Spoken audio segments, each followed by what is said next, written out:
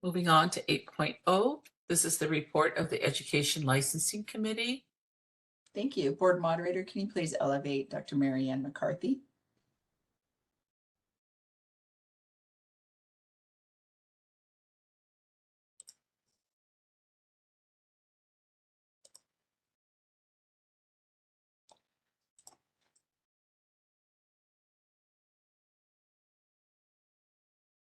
Hey, Mary Ann.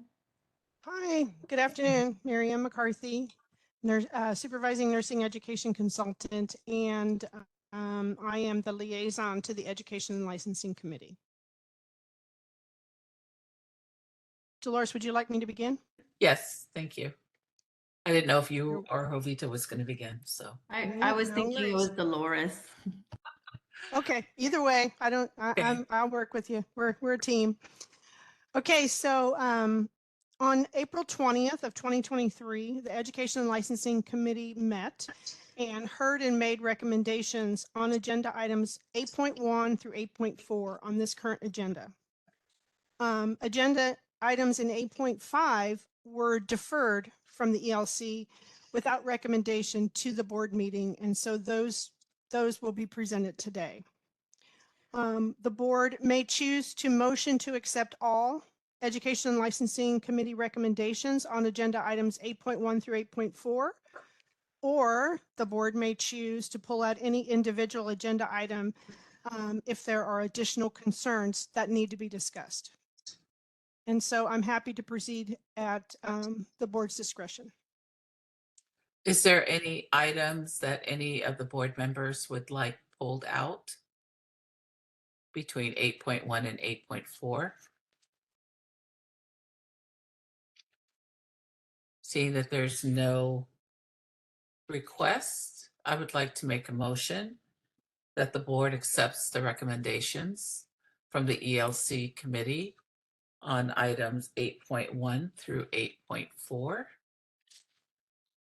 I'll second that motion. It's Mary. Thank you. Thank you, Mary. Okay, let's open up for public comment, please. We will be opening for public comment now. I will be activating the question and answer feature. Please refer to the screen share for members of the public to see how they should type in their request for comment. I've activated the question and answer feature. Members of the public can indicate that they would like to make a comment by typing into the question box, "I would like to make a comment." Please remember, you will have 2 minutes to make your comments. I will not give a reminder as your time approaches. I do not want to interrupt you nor cause you to lose your train of thought. I will mute your microphone and inform you that your time has expired, and we'll move on to the next member of the public. I'll pause for a moment for members of the public to type in, "I would like to make a comment." And as we're waiting for that, board moderator, just for your information, we'll be moving next to 8.5, 8.5.1.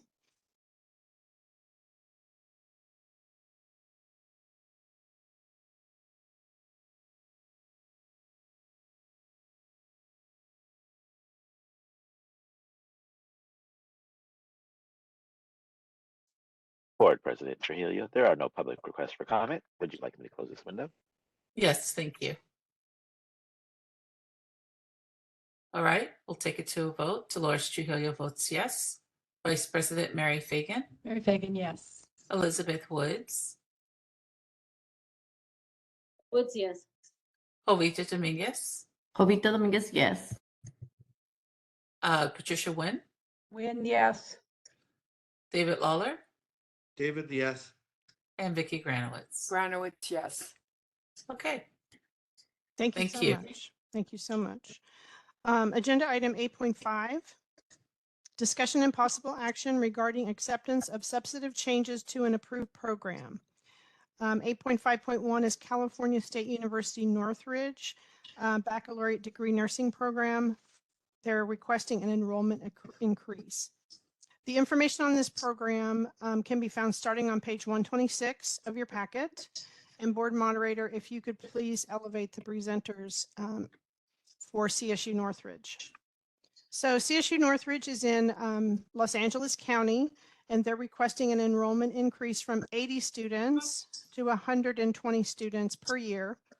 by adding a third cohort in the summer. So they want to do 40 students. They already do spring and fall. They want to add a summer cohort. The college is looking to expand and help fill the needs of the community and the profession. Hospitals and community partners have requested that the university expand to help fill clinical vacancies. So again, their current enrollment is 40 students twice a year, and they want to go to 40 students 3 times a year. This will increase their enrollment annually by 40 students. The agenda item summary begins on page 126 and includes details on 127 regarding the data information for Region 8. And at the Education and Licensing Committee meeting, they asked for some additional information, which is included in an updated executive summary, which starts on page 128. The nursing education consultant and the program representatives are available should you have any questions.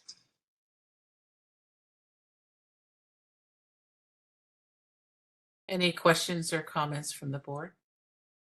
This is Jovita, and I feel that they already have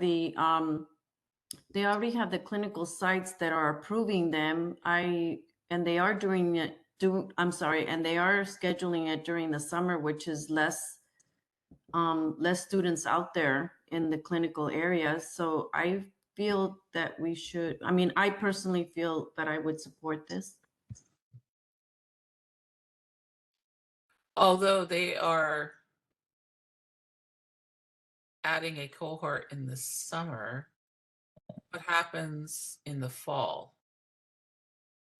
when another cohort comes in? They would just continue to enroll. So what they have right now is 40 students coming in the fall and 40 students coming in the spring. This would be 40 students coming in the summer.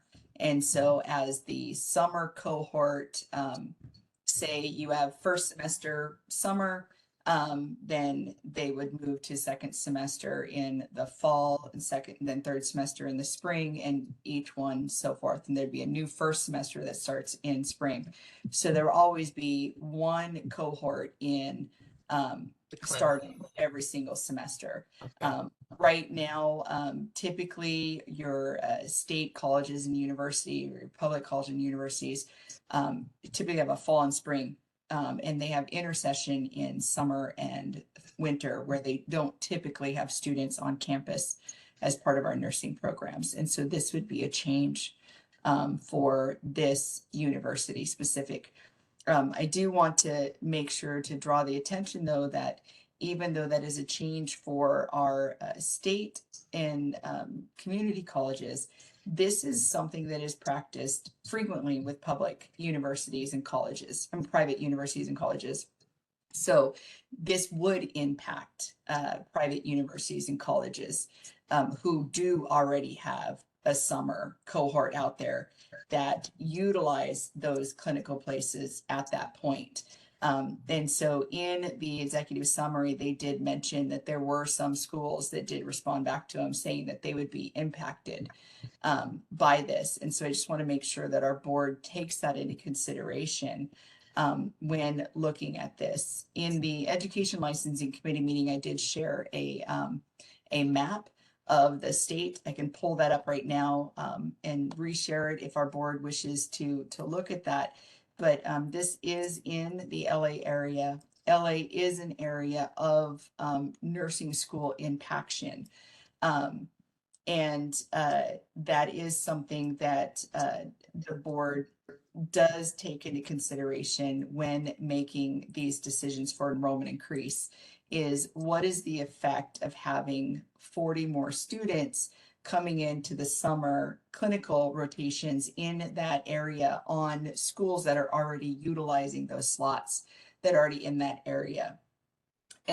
So this board additionally in the February board meeting denied enrollment increases in the LA area to a couple schools. And so we need to take that into consideration as well when you're looking at the data.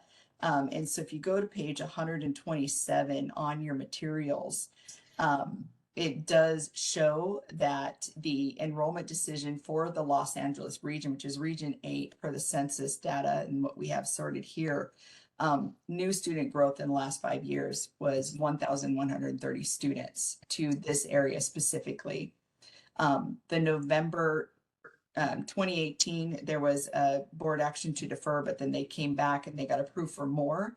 But I think most pressing is the February 2023 board meeting, where enrollment growth for Stanbridge University's increase of 20 and American Career College's increase of 100 were denied. And so I need you guys to consider some of your prior decisions in this area. Look at the impact from public to private as well as private to public so that you're taking all of that information in. And then remind you that they are here on the line to ask any questions if you have any additional questions or concerns to ask of the program director. Well, I would love to hear from the program director as to what their assessment is about, clinical placements and how it might affect other schools in the area. Before we do that, can I ask you a question, Lori? And perhaps those from Cal State Northridge can also answer. Coming as a public member from the world of high school, where there's over 40 in a classroom and thousands on a campus, can you tell me how much impact 40 students, in my mind, only 40 students, has on an area that large? Sure. You want me to begin? Go for it, Rebecca. Hi, my name's Rebecca Child. I'm the program director and department chair over here at Cal State University Northridge. We are the only Cal State in the San Fernando Valley. We are a Hispanic serving institution, and we are the only Cal State that provides nursing education to our community. There's no other Cal State in the San Fernando Valley. So that puts us in a unique and wonderful position because we do have a lot of community hospitals. If I were able to staff and place students this summer, I would have already had clinical sites. I have hospitals that are coming to us specifically for our graduates. They like our product. We have a really good relationship with our community hospitals, and there are a lot of them to share the wealth.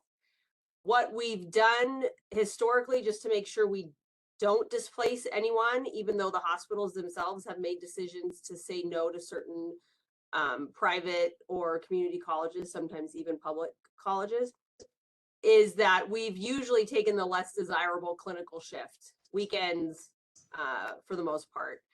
And so far, we have been able to work with our community partners and our other schools to not displace anyone. And again, if I had to do it again in summer, I would have been able to certainly place these students. Now, to David's point, 40 students is really a drop in the bucket. Every time we open our application cycles, we get over 400. We had as many as 750 applicants one cycle, so we actually had to cut it off. And these are qualified, these are not. And there are students that are trying to get in anywhere. Sometimes when they get rejected from us or other schools, they go to very, very expensive nursing schools. And while we are not as economical as, let's say, a community college, we are pretty fair when it comes to tuition. And so that's why we're really trying to meet the students where they're at and where the need is. The other thing I'd like to point out that the summer clinical start, we would trial run it for a year to see if the placements would, just not the placements, but just if the curriculum could handle having 2 summer semesters, because the summer semesters are shorter, even though we run all of our other programs in the summer. So I hope that addressed your questions. I don't want to keep talking if I don't have to. I have a question for you, Rebecca. Sure. In your materials, it said there were 2 programs that said that they would be impacted by this additional 40 students. Can you speak to what programs they were and how they thought they'd be impacted. And I'd be interested to see if either of those programs were available to speak as well. Okay, so I believe that one of them was Pierce Community College, and the other one, oh, will it let me start my video? No. I feel weird not having my video on. Oh, there we go. Look, I have a face. So one of them was Pierce Community College, and the other one was College of the Canyons. Pierce Community College, the majority of the hospitals they use, we don't use at all. We're not planning. We actually have enough slots at our current locations that we wouldn't have to seek out new hospital locations. The other college was College of the Canyons, which I actually met with their program director, their department chair, their dean, and their clinical coordinator yesterday. And we had a really nice meeting. I asked them specifically, they were concerned about their psychiatric clinical placements. They told me the two hospitals that they take their students Thank you. for this. Did you see I signed you up for the deep read to go to that Tricia, lecture? Tricia, could you go on mute, please? Oh, sorry. It was Tricia. Apologize for that. I'm sorry. That's okay. It happens to the best of us, right? The beauty of Zoom. So anyway, so I met with College of the Canyons yesterday afternoon. We had a really nice discussion, and they told me they do psychiatric rotations on Tuesdays and Saturday in the summer, and in spring and fall, Tuesdays and Fridays. So I just had a meeting with my clinical coordinator this morning, and I said we will not ask, because we have other sites we can go to, they do not. So we're going to go to our other sites, and we will not be asking for anything on this day. And I also reiterated to them, if for some reason you aren't able to get a site, please let me know, because sometimes hospitals don't want the community colleges in there, but technically a good chunk of our community college students come to Cal State Northridge for their baccalaureate degree. So that's the loophole, that they are baccalaureate students, and so they shouldn't be kicked out of any clinical placements. The other thing that College of the Canyons and their administrative team and our team is going to do is meet with the higher ups over at the clinical sites so that we can discuss that we have this arrangement.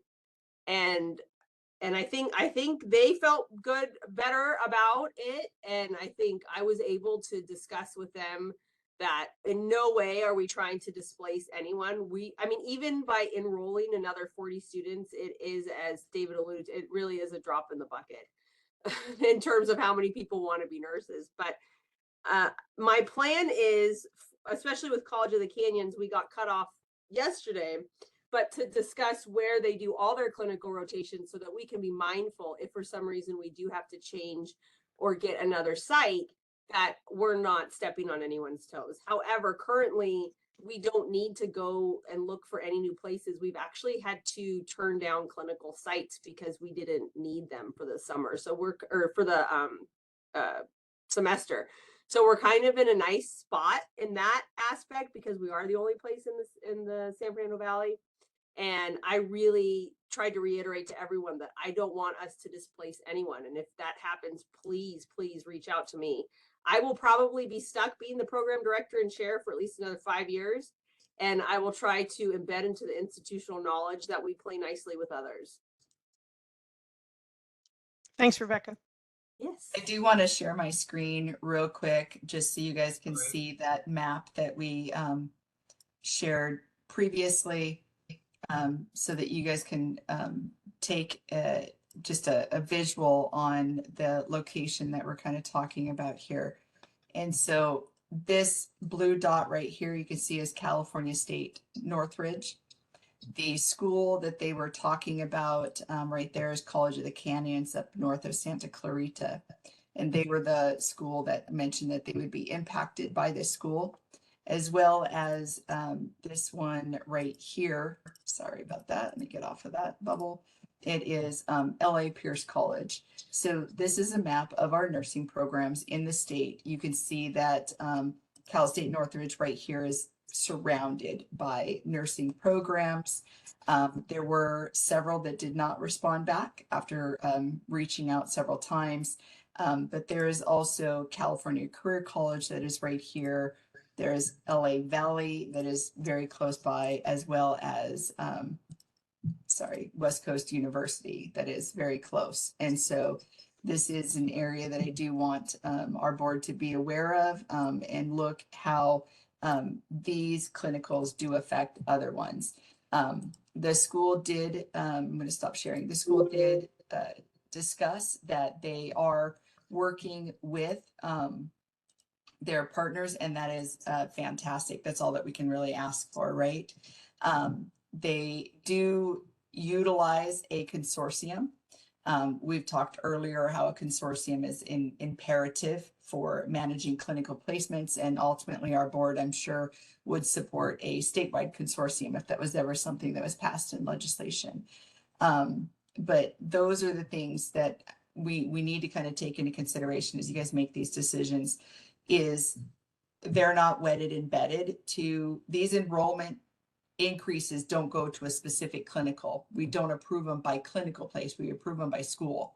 So in the future, if the clinical placements that they have now don't work out, they would have to seek additional clinical placements, which could do further impact. But as long as the schools are working together, that is a step forward to do that. So thank you for sharing how you reached out to College of the Canyons. I think that is a big step, and hopefully you're able to work with LA Pierce.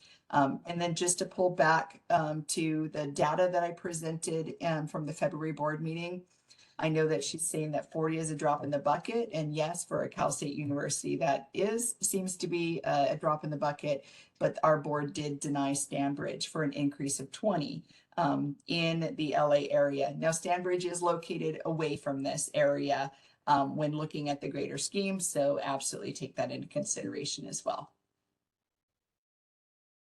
Thank you, Lori. And I appreciate Ms. Rebecca reaching out to the other colleges. That's very commendable.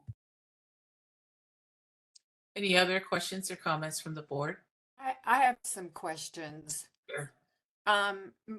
Mainly for the board and for Loretta. And no disrespect, please, to Rebecca, who I think did a terrific job.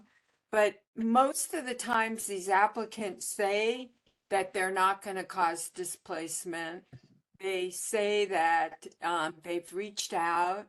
I'm sure that's all true, but it's almost become sort of a little bit of white noise, because I don't know whether it's actually real, because they all say it, and yet we end up with these impactions. And the other thing from our last meeting, we heard a lot that the clinicals were so impacted in the LA area that they were having to go to the Valley and different outlying areas to place their students. So I'm just a little confused about kind of the big picture on whether we can handle the extra students when, if it's true that we've got clinical placements from LA, which is impacted coming into the Valley. So can somebody, am I making sense at all? You're making sense, Vicki. I hear you. And I know that this is, a larger discussion. We've been kind of talking about this for months now and multiple board meetings and stuff, but impaction is impaction is impaction. It is not based school to school. It's not based public and private. It's private will impact public, public will impact private.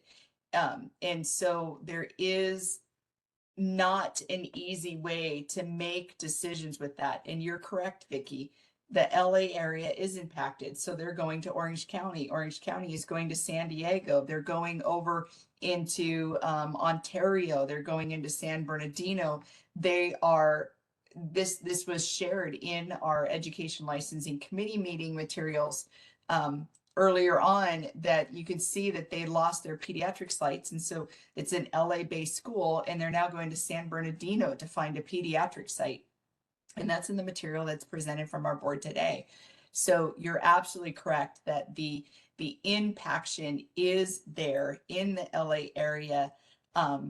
The only thing that I could think of is when you pull back on that map, and I could share it again for visual, is that it's on the outskirts of LA. So when you look at the greater LA in total, you're able to see where the majority of the impact is and why it makes sense that they would be moving east.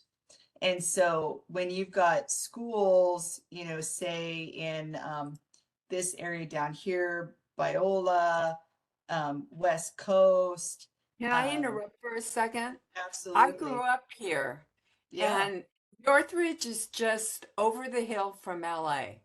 It's Yep. closer than a lot of the other areas that you're talking about, which is why I'm more concerned about the issue, because I can't tell you I live not close, not far from Northridge, and we went over the hill almost every day for recreation because the valley was in the 60s and 70s, a really awful place to live.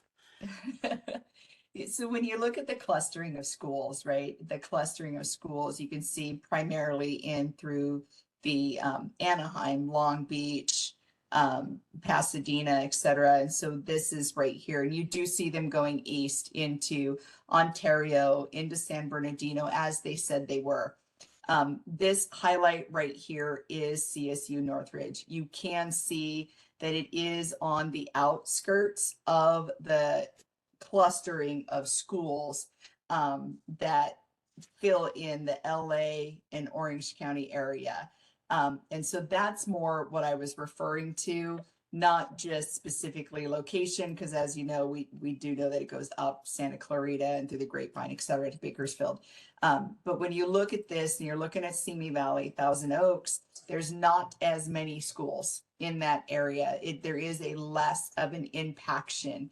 But when you look at Long Beach, Anaheim, Huntington Beach, like they're piled on top of each other in this grid. And so you're able to see that Northridge is out here. There is lesser schools surrounding them, their immediate location, which is different than the schools here that are in this tight cluster. So that's the only thing that I'm pointing out here for that. And I could Well, zoom in if you guys need me to. no, This is I full. see, I can see that it's one of the only schools. It's just, I don't understand why they're not going into the valley to try to find their clinical placements. We are going into the valley. No, not you. Not you. Oh. I'm not talking about you. I'm talking about the other schools. Anyways, Oh, I and guess also, it's not Vicky, your hearing. I just would like to, the traffic, even though we're only in Northridge, nobody ever wants to go over the hill into LA. That is a very, Not anymore.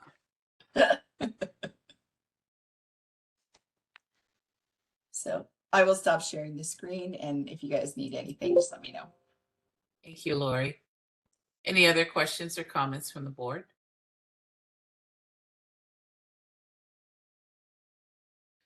You know, before we make a motion, I would like to hear from public comments. Is that a possibility? Yes, we can absolutely right. open it to public Yeah. comment. That's a So, great Fiona, idea. moderator, can we open it up for public comment? Good idea, Dolores.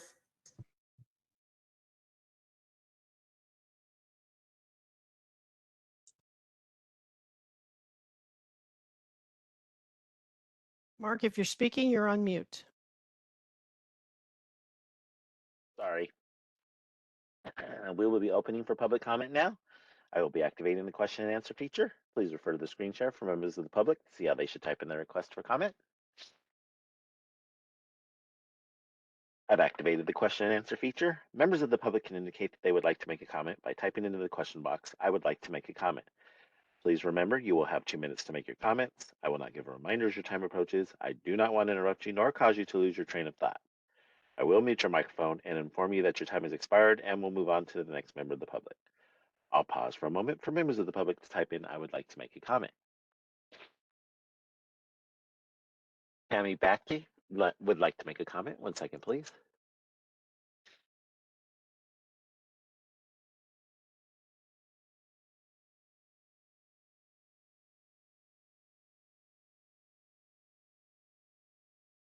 I wanted to speak again and express my support along with my program. As Rebecca explained, we met yesterday and it was a very good meeting. And we know that, I mean, it's a public institute, CSUN. We are happy that it's a public institute that wants to grow. And it's the only one serving, it's the only place offering a BSN within a high radius of mileage. And as you mentioned, Rebecca, the traffic is really bad. So that they're horrible. It's the 405 we're talking about, one of the busiest highways in the whole world, I've heard. So we do support their growth, and we've agreed to work together, kind of like a gentleman's handshake type situation, to really work together and grow together. Hopefully we will grow more in the future. And so I just wanted to express my support, and especially because it's a public BSN institute, and we do have a relationship with CSUN and with Northridge Hospital. So thank you for the time. Thank you for your That's all. comment. Jean Wilkes, let me see if this person wants to talk. 1 second, please. Jean, if you'd like to ask your question, I will unmute you. The comment from Jean Wiltz is not regarding this agenda item. Oh, So I'm sorry. We will not be taking any public comment as it's not part of this agenda item. Thank you.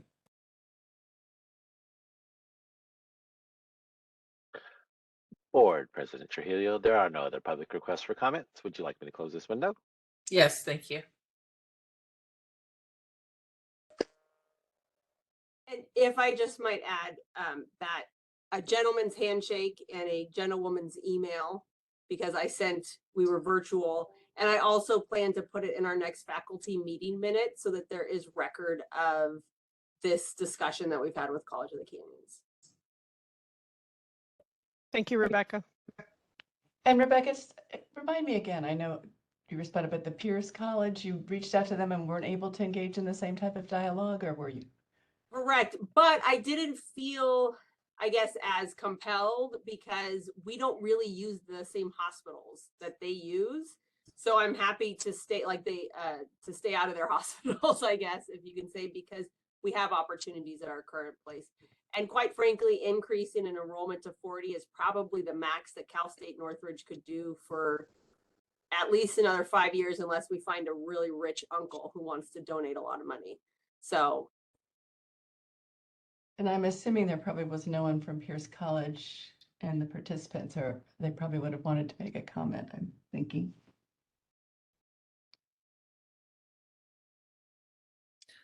Any other questions or comments from the board? Well, I have a comment. I was one of the members of this board who voted against increases at a couple of the other LA colleges. I really think this one's a little bit different. It's a slightly different geography. It's north. It seems like a more collaborative approach. I'm going to be supporting this motion, and I don't really believe that it's completely inconsistent with what we did in February. But Lori, with that said, I do appreciate you bringing it up, because I think we do really need to, keep an eye on where we're going in this process. Definitely. I agree with you, Tricia. This is Jovita, because LA is so complicated. San Diego is so complicated and so impacted. I'd like to make a motion. This is Jovita. I'd like to approve the substantive changes to an approved program in California State University Northridge Baccalaureate Degree Nursing Program for the enrollment increase. Do I have a second? This is Vicky. I'll second. Do we need to go back to public comment, Loretta? That's up to you guys. There has been public comment already taken on this item. It would be completely board discretion at this point. What do you think, Dolores? I believe we've already had public comments, so we can just take it to a vote. Okay, I, Jovita, vote yes. President Trujillo, Dolores Trujillo votes yes. Vice President, Mary Fagan, Mary Fagan, yes. Vicky, I'm so Granowitz, sorry. Thank you. Granowitz votes yes. David Lawler, David votes yes. Elizabeth Woods, Woods, yes. and Trisha Wynn. Win, yes. Motion carries. Thank you. Thank you very so much. much, you guys. I appreciate all your hard work and thank you. Well, I truly appreciate you reaching out and really making an effort compared to other situations. Thank you. We have to work together. Otherwise, none of this is going to improve healthcare ever. So. Thanks, everyone. Agenda item 8.5.2. Discussion and possible action regarding acceptance of substantive changes to an approved program. And this is San Joaquin Valley College Associate Degree Nursing Program. And I just want to clarify that they came up in the Education Licensing Committee with 3 sites that they were doing an enrollment increase in. 2 of those sites have already been approved. So we are only looking at the 3rd site, which was deferred to this meeting, which is the Ontario site. And so because of that, I want to take you to the documents in their original to guide you. So the information on this is going to start on 101. I know it's down farther in the materials packet, but I want you to go to page 101 because that's where their original is. And board moderator, if you would please elevate presenters on the list for San Joaquin Valley. And so again, they're requesting an enrollment increase, and we're looking at the Ontario campus, which is in Region 7, their Visalia campus in Region 6, and Rancho Mirage in Riverside County was already approved. So only Ontario. They currently enroll, their enrollment patterns are on page 102. And so the middle one is Ontario. They enroll 36 ADN students once a year in the spring. And they want to change that to twice a year instead of once a year. So they want to go 36, ADN students twice a year. And they also want to add to their advanced placement. They want to put 30 students once a year in the winter session there. So their annual enrollment would now be 102 students. So Mary Ann, just for clarification, I have agenda item 5.8.5.2 is starting on page 132. Yes, I know, but it's incorrect information there. So I was guiding people back to the original because they're on the agenda twice. It's just that we did consent agenda for the first one. Okay, so I guess we might have an issue here, and I'll wait to hear if Reza chimes in. What is incorrect with agenda item 8.5? I believe it's the wrong, I believe the AIS is the wrong school. I believe it's San Joaquin Delta. There were 2 San Joaquins. And so I believe just the incorrect AIS was put into the end, the last one, 8.5.2. This is Reza. If the agenda has described it correctly and identified the right school, I think that's fine. Okay. And then We typically wouldn't be able to refer to it. It just happens that they're on twice because we approved the other 2. And so they were on twice, but the AIS did not get translated. Okay, so page 133, 134, and 135 and 136. So I'm just going to say going through 140. Are those documents correct? Because those have San Joaquin Valley College information as well as the data sheets information. So is it Because just it's in the same, I believe single it's the same page? in both places. It's just a single, the AIS is the issue. So it's only page 132 that is not accurate, but the remaining information is that correct? I don't have it in front of me right now, but I will look. Okay. I just want to make went sure. back. That's why I went back to the original documents because And what that was page were you saying to go to 101? 101. Mm-hmm. It's Okay, That's it where looks they are like in the original. data is the same. So 32 101, doesn't look like it's 102 accurate. is the AIS, but when you go to 103 on, that is the same data that is later on under agenda 8.5.2. No So worries. it is just one page difference. So thank you guys for that. And thank you, Marianne, for catching that. Okay, we will be able to proceed. Thank you for chiming in, Reza. I appreciate that. Okay, so it is just the Ontario campus. Their current enrollment is 36. They're asking 36, sorry, once a year. They're asking to go to 36 twice a year, changing their current annual enrollment from 36 students to 102 students. And the data is down further specific to Ontario. That does show that there has been some growth. That region is 7 in the Inland Empire.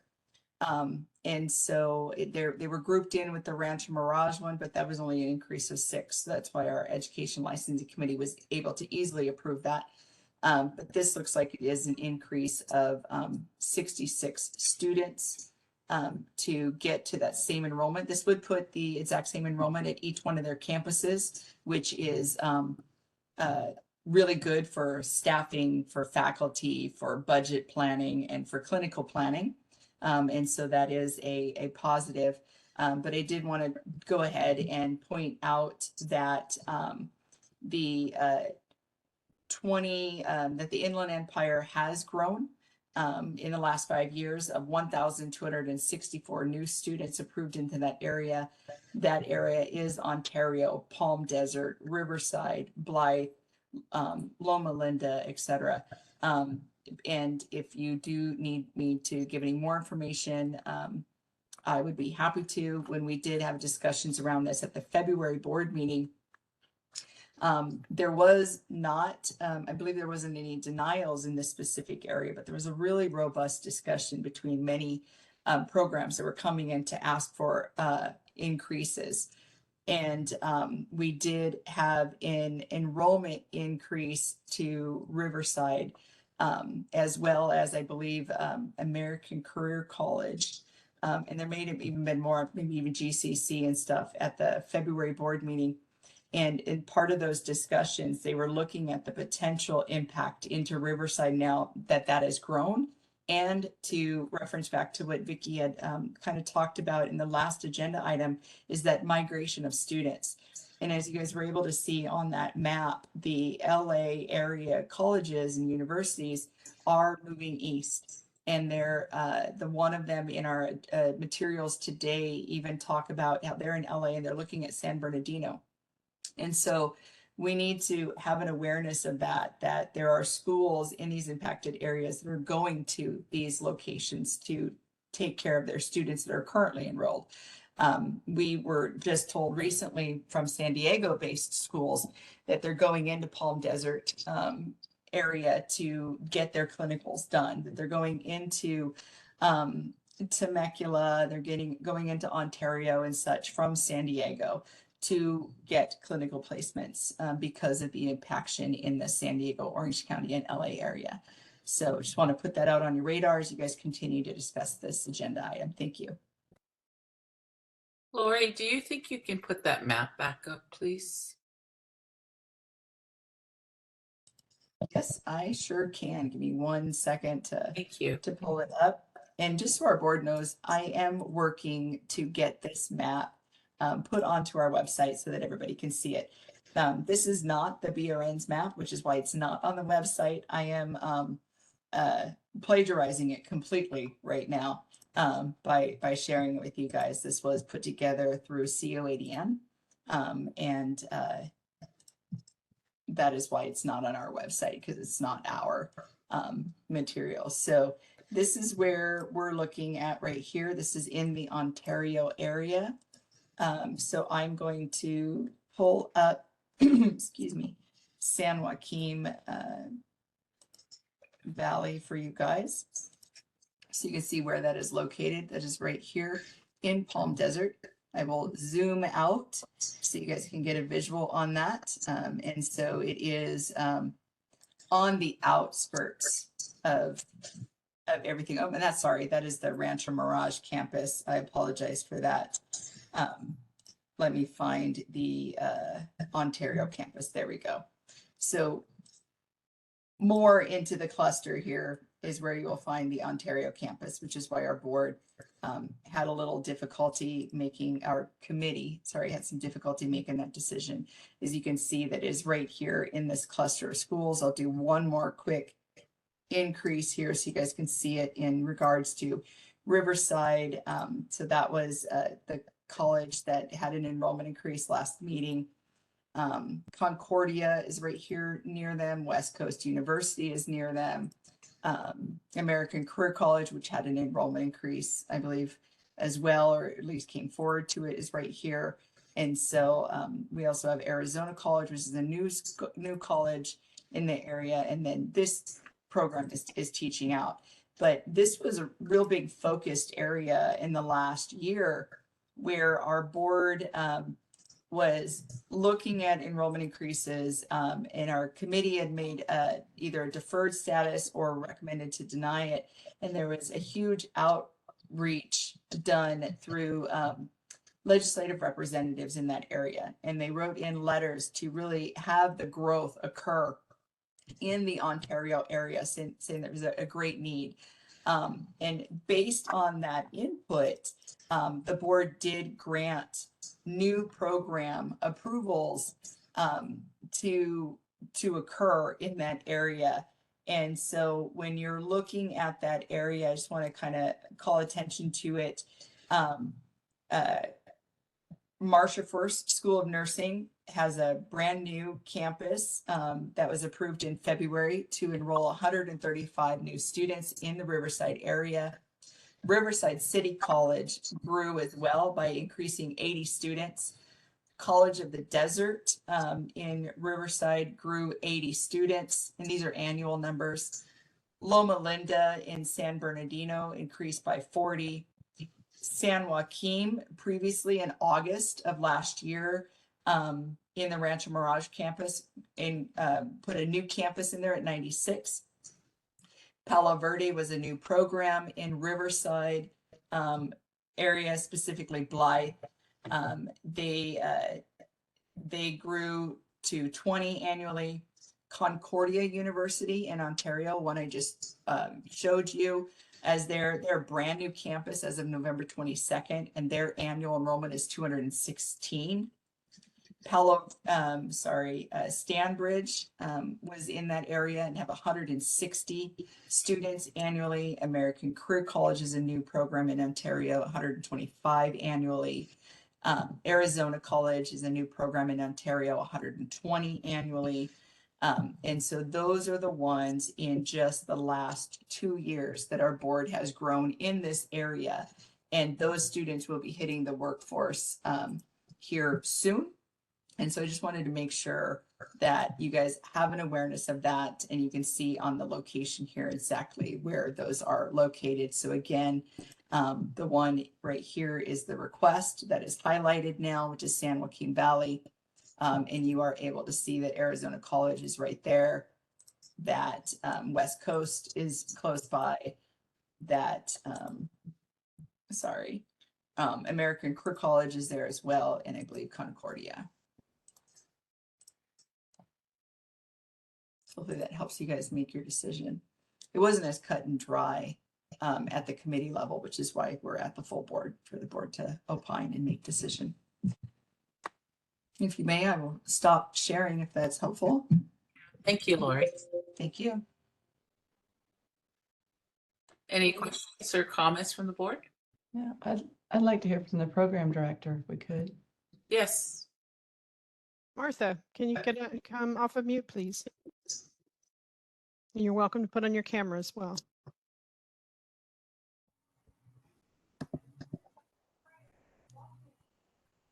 Okay. Thank you for giving me an opportunity to speak to this request. Ontario campus is a small campus at San Joaquin Valley College with 36 students.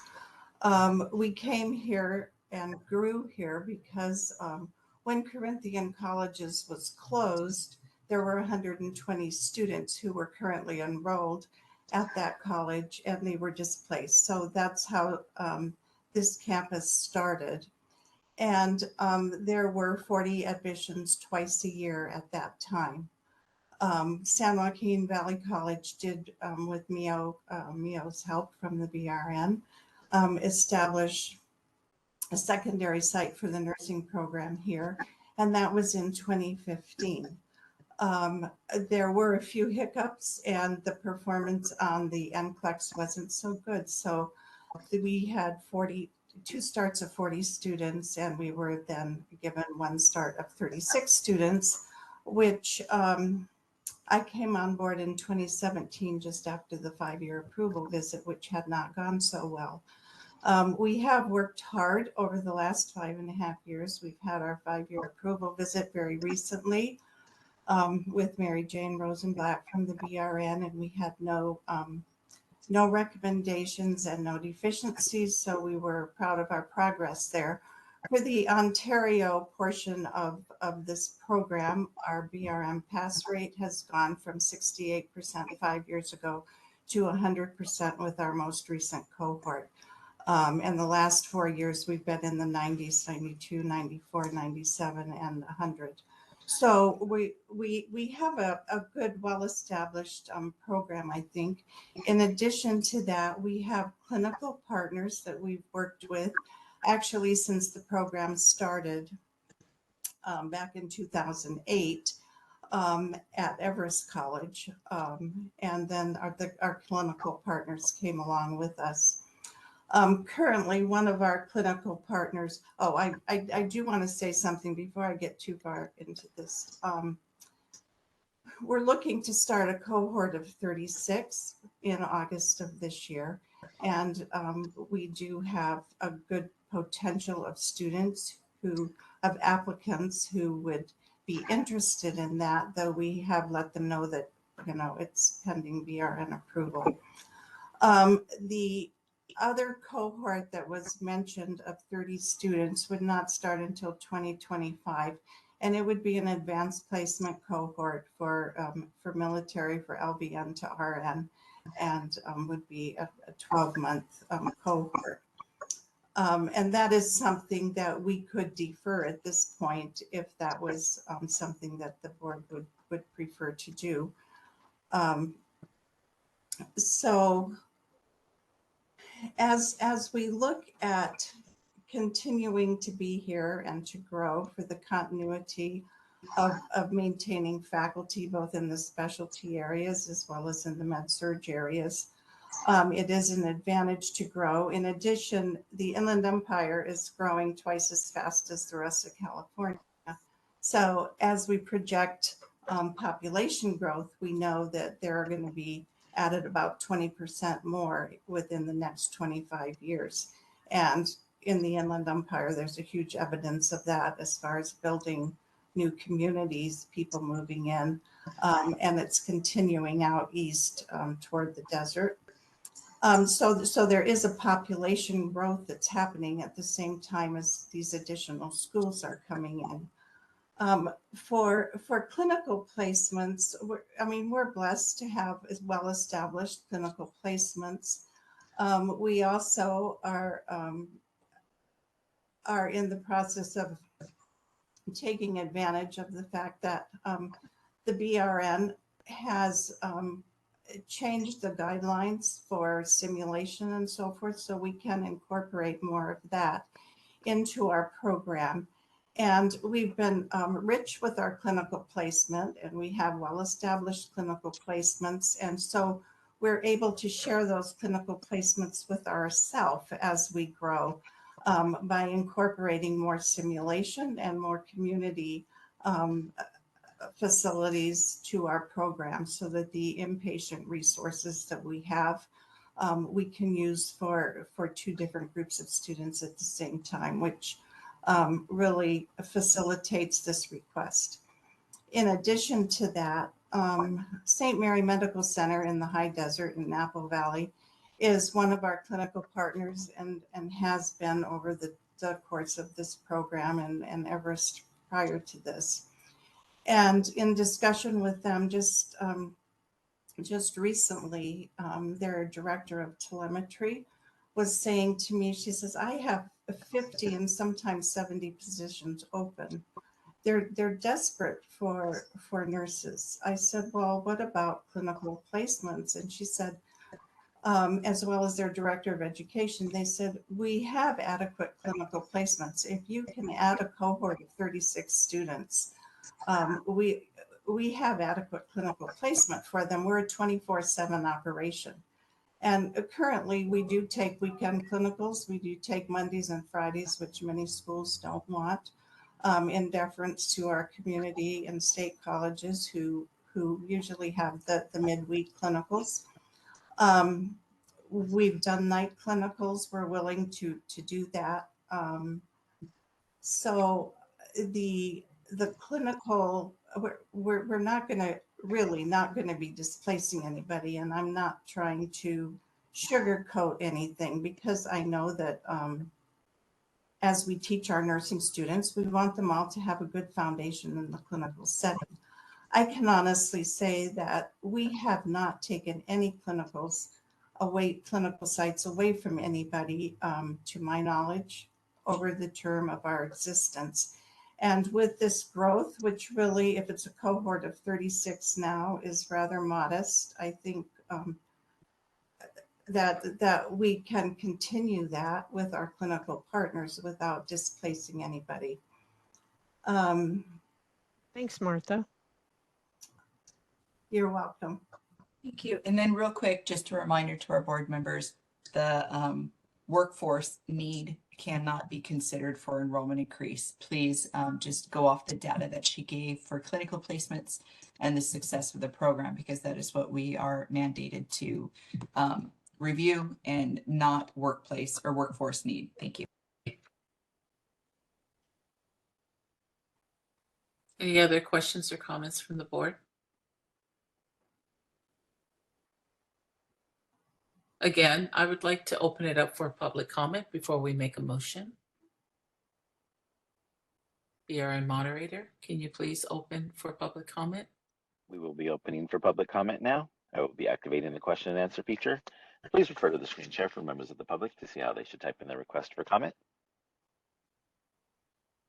I've activated the question and answer feature. Members of the public can indicate that they would like to make a comment by typing into the question box, "I would like to make a comment." Please remember, you will have 2 minutes to make your comments. I will not give a reminder as your time approaches. I do not want to interrupt you nor cause you to lose your train of thought. I will mute your microphone and inform you that your time has expired, and we'll move on to the next member of the public. I'll pause for a moment for members of the public to type in, "I would like to make a comment." Kelly Myers would like to make a comment. 1 second, please.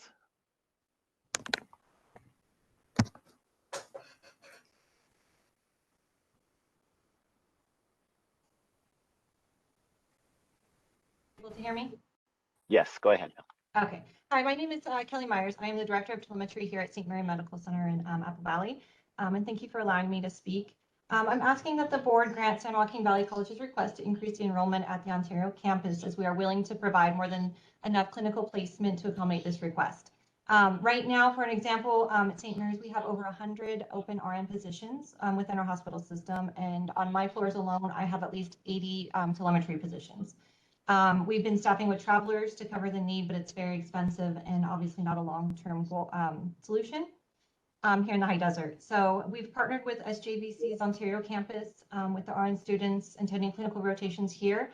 And the partnership continues to be a win-win situation, as it brings high quality new grads to us. And additionally, we're setting up an ED Path package with SJVC. This package will allow St. Mary's employees to receive tuition discounts, benefits, and have flexible schedules while still in school. Complete their clinical rotations at St. Mary's whenever possible for an immersive experience, and become licensed nurses quickly, then promote into our open positions. So we hope that the board will grant their request for full enrollment at the Ontario campus. Thank you very much. Thank you for your comment. Amy Grimsley would like to make a comment. 1 second, please.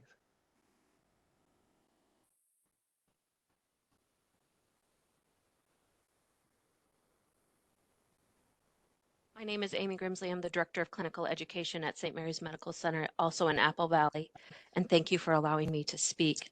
I oversee all of the clinical placements at St. Mary's Medical Center. And of the schools that you read off previously that you have expanded sites for, only West Coast and San Joaquin have asked us for space, and we do have space for them to be here. They will not displace anybody. And we are a 24/7 operation, and we have talked about being flexible in our scheduling so that we can accommodate these students, as we do have a high need for these students. And we do like hiring these students. They are good students and we enjoy them in our workforce. Thank you for allowing me to speak. I would like to ask a question back to Kelly Myers. I didn't have opportunity. I wasn't fast enough. Ms. Myers, what schools use your clinical site other than potentially this one? Right now, we do have Victor Valley College, Azusa Pacific. I think those are the only two. And then obviously, we've partnered with SJVC.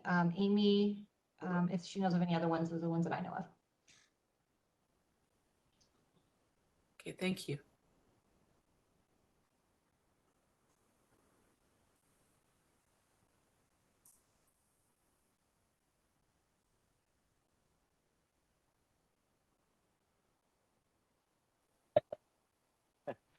Thank you for your comment.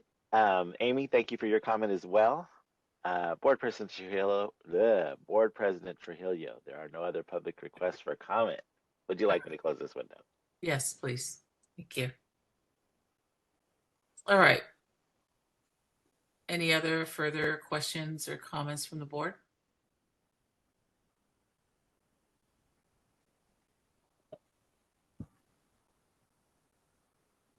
You know, it seems to me that if there were hospitals that are schools that thought they were going to be displaced, that they probably would have spoken up. So, yeah, I agree. Yeah. So I would like to make a motion to approve the substantive changes to an approved program, the San Joaquin Valley College Associate Degree Program, Ontario campus, for their enrollment increase. I second that. Should we take it to a vote?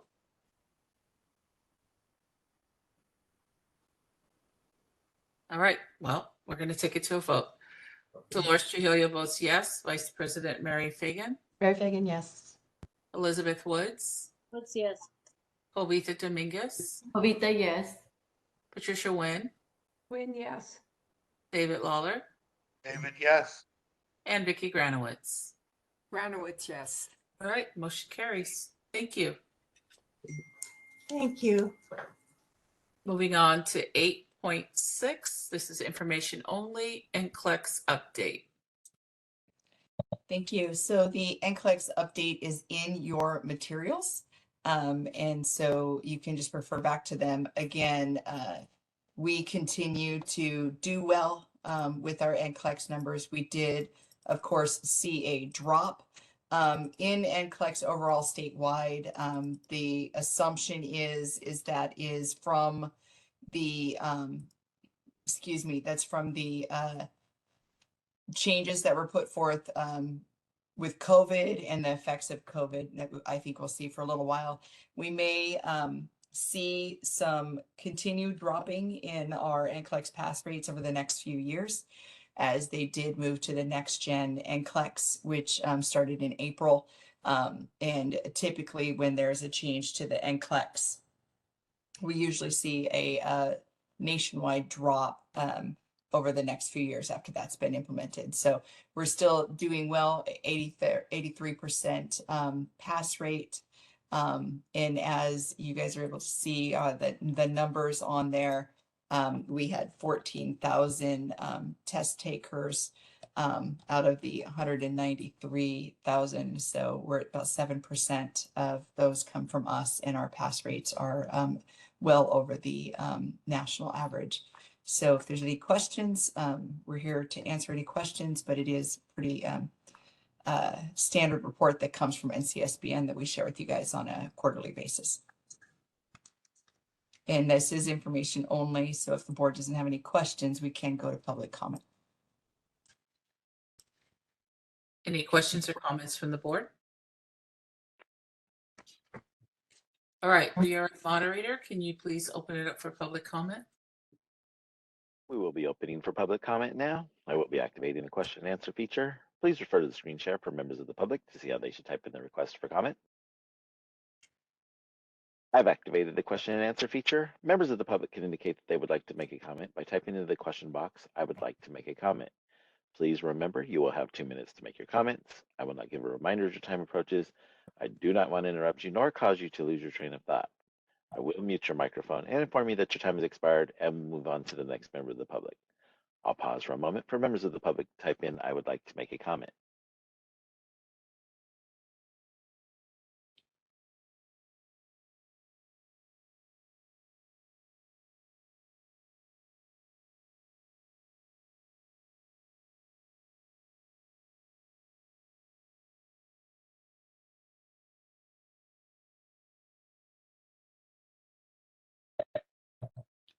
Board President Trujillo, there are no public requests for comment. Would you like me to close this window? Yes, thank you. Okay, item 8.7, this is also information only. This is the licensing update. It is, thank you. So again, information only, so no motion needs to happen. It's just a sharing of data. One of the biggest things that you'll see that was added to this is some of the stuff that I kind of mentioned in the EO report, so I won't go into in depth too much. But the biggest change you'll see in the table on the bottom of page 1 and the beginning of page 2 is where we did a deep dive into our APRN application process, which is what came about to ask for having the equivalency method removed. In the meantime, you can see that we are covering method 1 and method 2.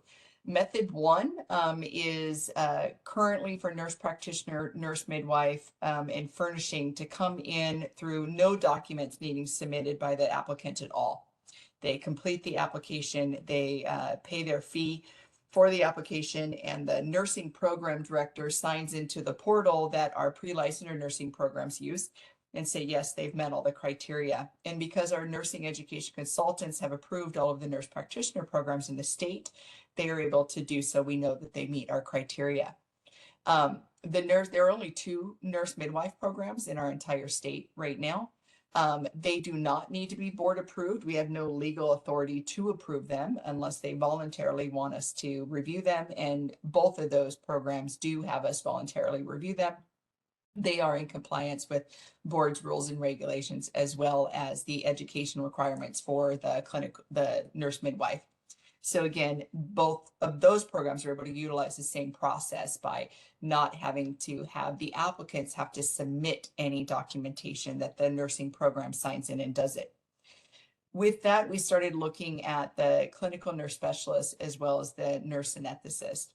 Nurse anesthetists do not use method 1. They don't come from a California approved nursing program. That's not the way that they are licensed nationally. They're licensed nationally on national certification, so we don't have to worry about that one. But with the CNS, they are not part of this process yet.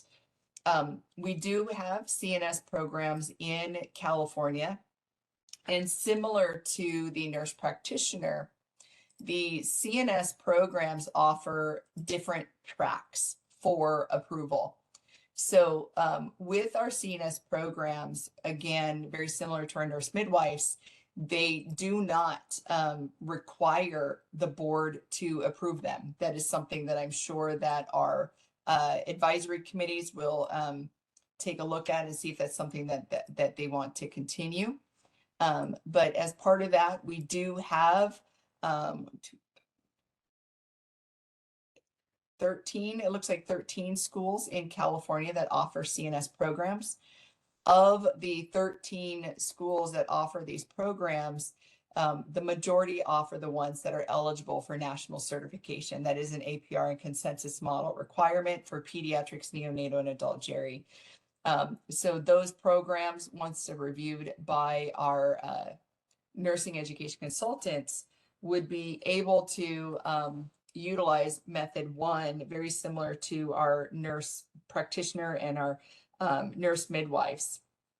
And so that's something we will embark on, doing a review and then setting up a routine schedule to ensure that they stay in compliance.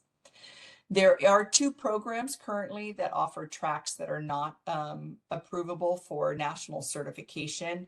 And that is Point Loma Nazarene University as well as San Francisco State University. They offer a women's health track. And because of that, they're not able to sit for a national certification, and they are not able to be licensed under that population focus for us. So those 2 would not be able to go through that method, but the rest of them would be able to go through that method. Method 2 is through national certification. So that is one of the updates with the CNS. And then we looked at our public health nurses.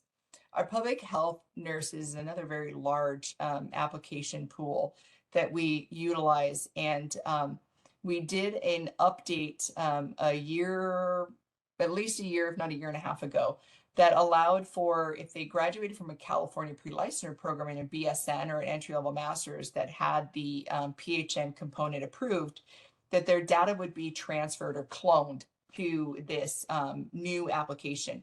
That works consistently about 90% of the time. So we're still working out the bugs on that. But in the meantime, we're having to go back to paper transcript to be able to get that information. So we're going to update that. We're going to build that into the portal as well to allow for our public health nursing program directors to say, yes, they've met the education criteria. So that is a big update. One of the other big updates is when you go to method 2. Method 2 is our endorsement. But since our APRNs can't endorse, we call it a method 2 process. And with method 2, it's from out of state. They're required to have national certification. But we were also requiring multiple amounts of documentation. Documentation consisted of a letter of employment saying that you're consistently working as an APRN. Copy of your state laws under which you worked under. We were asking for verification of clinical practice. It was an extensive amount. So we took a look at that. We looked at our nurse practitioner application that was submitted to the Office of Administrative Law. And we said, that's what we're supposed to be asking for. We're going to go back to that. That's what we're going to follow. And so we streamlined all of the application process down to that. So we will no longer be asking for any of those additional documents. We will go to what is in regulations, what is with Office of Administrative Law, and that is a copy of their national certification, a verification form of the education program that's filled out by the program director, the verification of the advanced pharmacology if they want a furnishing license, that again, that's filled out by the program director, and their transcripts. And so that will speed up the process to license, that will eliminate many deficiencies and really kind of help our staff with mailroom and attaching and scanning of documents and receiving them and going through that. That will not be as burdensome for people to come to California to be an advanced practice RN here. So we implemented everything that we could already that doesn't require an IT fix. And we will be updating the applications to reflect that in just the near future. So very excited for those updates. This was kind of one of the last sections for us to kind of take a look at and really deep dive in. So that's our biggest update. And we hope that from application to license issuance will that timeline will decrease exponentially. Again, just a reminder that the BRN is changing the process of reporting out processing times. We will be updating our website to reflect application to receipt of license, not application to initial review by our licensing staff. That really was not data that our applicants needed for doing job planning or move planning and stuff. And so we want to have that much more accurate for them. Any questions from the board? Okay, see no questions from the board. Board moderator, can you open up for public comment, please? We will be opening for public comment now. It will be activating the question and answer feature. Please refer to the screen share for members of the public to see how they should type in their request for comment. I've activated the question and answer feature. Members of the public can indicate that they would like to make a comment by typing into the question box, "I would like to make a comment." Please remember, you will have 2 minutes to make your comments. I will not give a reminder as your time approaches. I do not want to interrupt you nor cause you to lose your train of thought. I will mute your microphone and inform you that your time has expired, and we'll move on to the next member of the public. I'll pause for a moment for members of the public to type in, I would like to make a comment.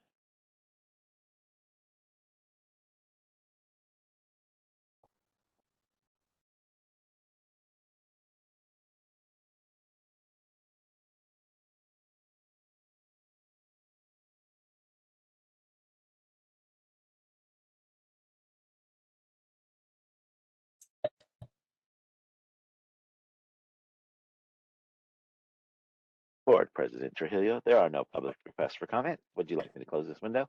Yes, thank you.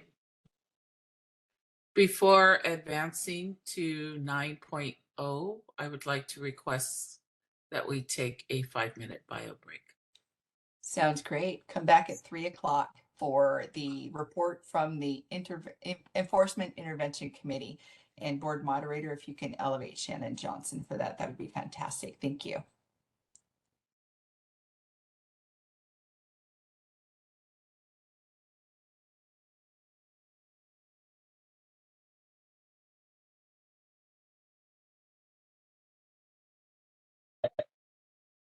Okay, let's do a quick roll call to establish a quorum.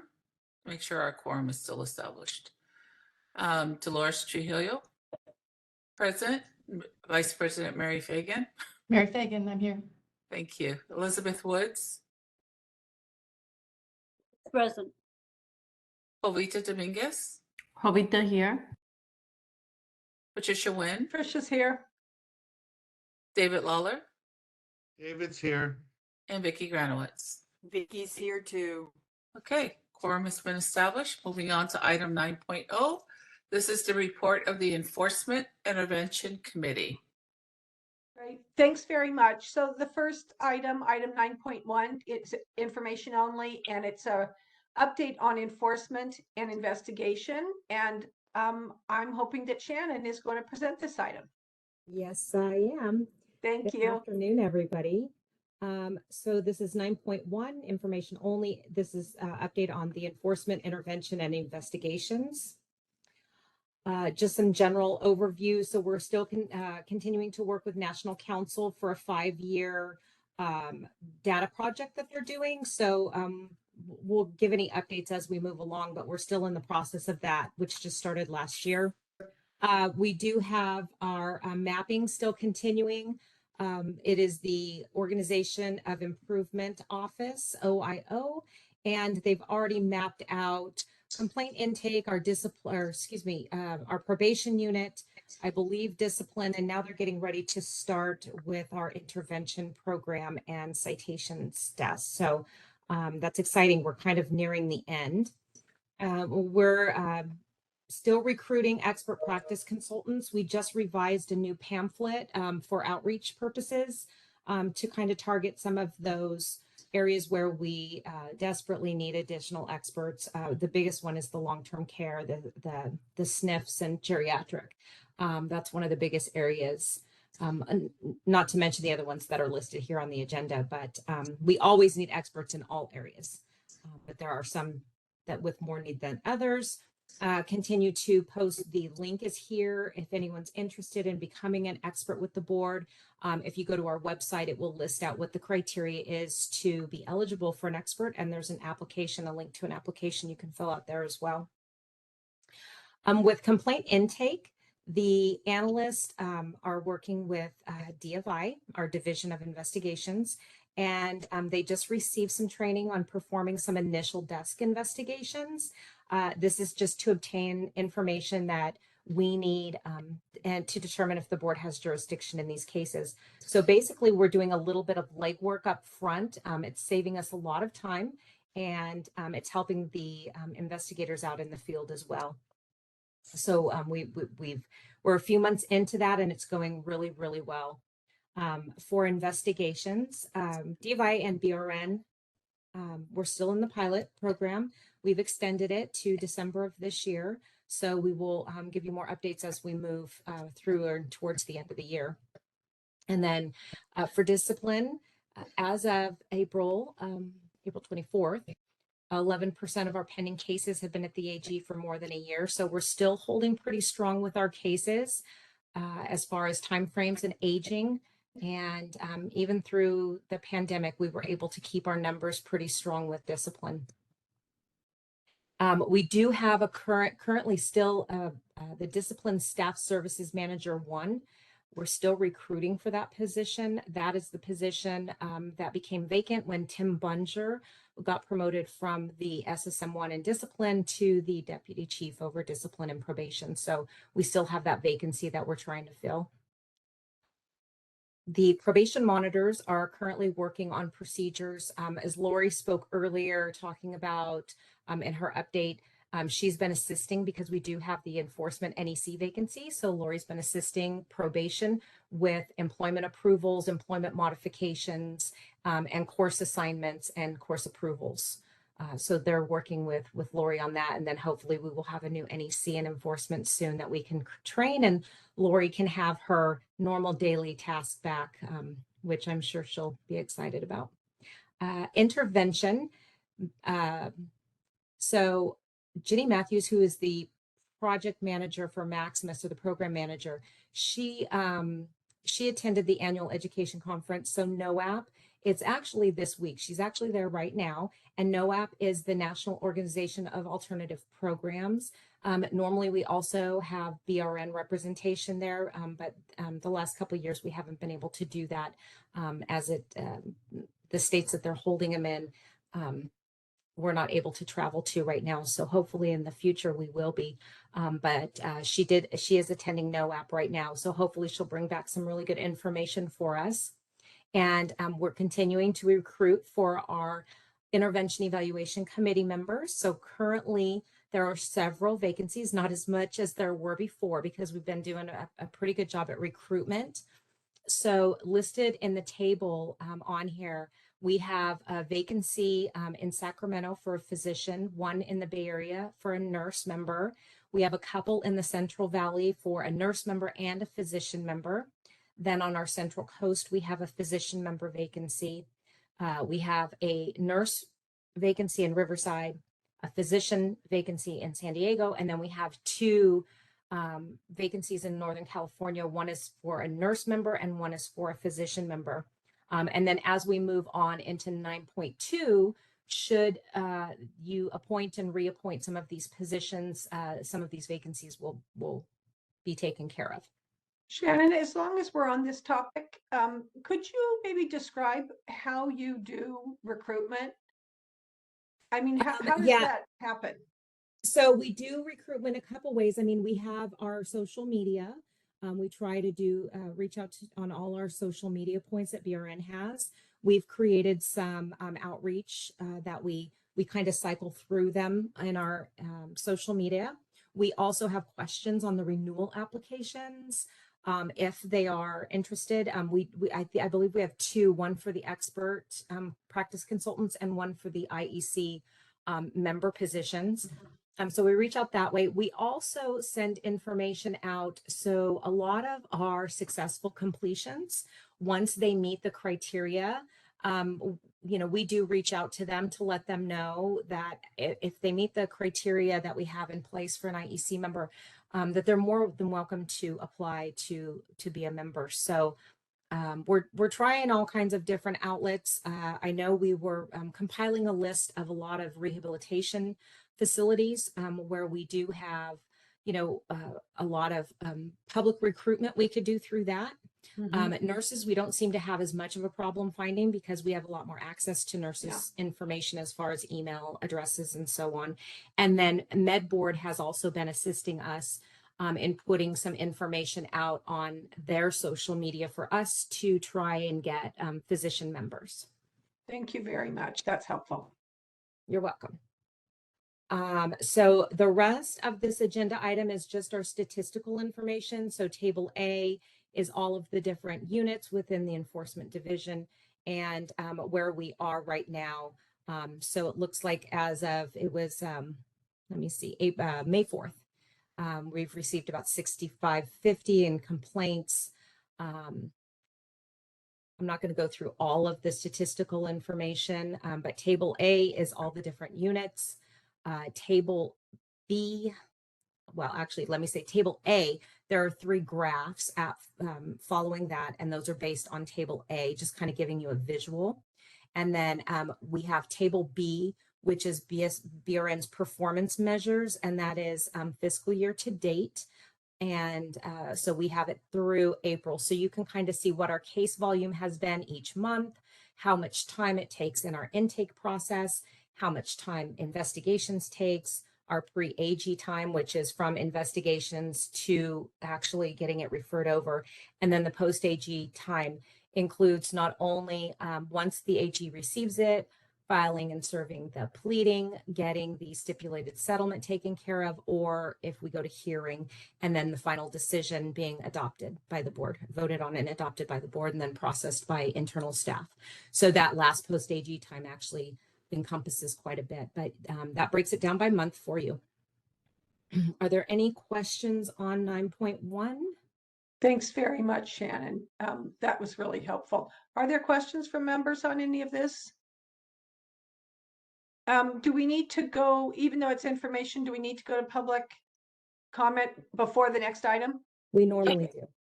Yeah, great. Please, board moderator, would you please open it up for public comment? We will be opening for public comment now. I will be activating the question and answer feature. Please refer to the screen share for members of the public to see how they should type in their request for comment. I've activated the question and answer feature. Members of the public can indicate that they would like to make a comment by typing into the question box, "I would like to make a comment." Please remember, you will have 2 minutes to make your comments. I will not give a reminder as your time approaches. I do not want to interrupt you nor cause you to lose your train of thought. I will mute your microphone and inform you that your time has expired, and we'll move on to the next member of the public. I'll pause for a moment for members of the public to type in, "I would like to make a comment."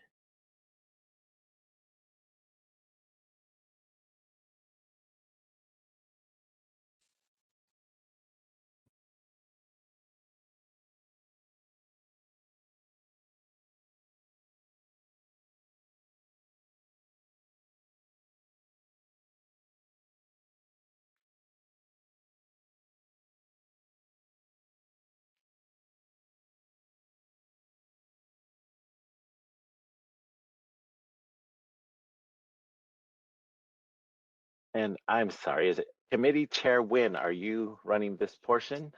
I lost my train of thought there. That's okay. I was just thinking, I wonder how long he leaves this open. Yeah, that's fine. There are no public comments. So Thank you. There are none. Would you like me to close it, please? Yes, please. Thanks Thank you. very much. Great. And thanks again, Shannon. And if there are no comments from board members, we will go ahead and move to item number 9.2, which, as Shannon said, is an opportunity to fill some of the vacancies that we have. Yes. So this is a little bit more cumbersome than it usually is, a straightforward appointment or reappointment. So in agenda item 9.2, we are going to, as you can see down in the appointment information, so due to a decrease, and for some of you that have been with us for a while, we actually shuttered an IEC not too long ago because our numbers are decreasing. And we are down to, as you saw on table A from agenda item 9.1, we are down to 236 participants right now in our intervention program. And that has been cut in half over the years, if not a little bit more, maybe 55, 60% lower than it was, say, 5 or 6 years ago. What's so because based of on that, Shannon? Well, I mean, what was that? Why do you think that has happened? You know, I think there's a lot of reasons. I don't think it's one in particular. I do want to say that across the board, we're hearing from all intervention programs and states that everyone has dropped in numbers, and quite rapidly since COVID. So I don't know what COVID has played a part in it for, or, you know, with that piece of it. But I do know that the difference with intervention based or you know, instead of probation. So if they're choosing not to go into intervention, everyone gets a referral. Everyone who has a complaint that has chemical dependency possibilities or substance abuse or, you know, alcohol, mental health, We offer them the program. It is up to them because it's completely voluntary whether or not they want to choose to go into the program. And I think some of the reason could be that they do have to sign a contract stating that they are going to inactivate their license for a period of time so they can start the recovery process. If you choose probation, you could possibly go back to work sooner.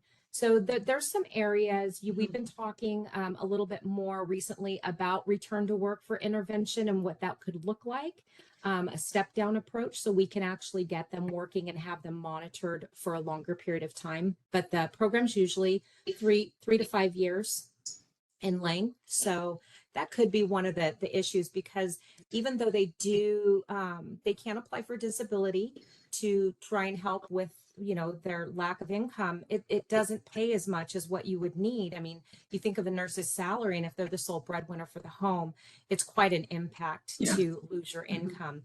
So there may be some items along the line of monetary issues that plays a part in it. Thank you. Certainly some of the cases that we have read, people stop intervention because they feel like they have to go back to work. So, thank you. And if we had a better plan of a return to work, methodology, we're looking at the regulations right now too. So eventually we're going to come before the board, to the EIC committee and then board, to maybe give some proposed changes in a regulation package eventually. But right now we're having a lot of discussion around intervention.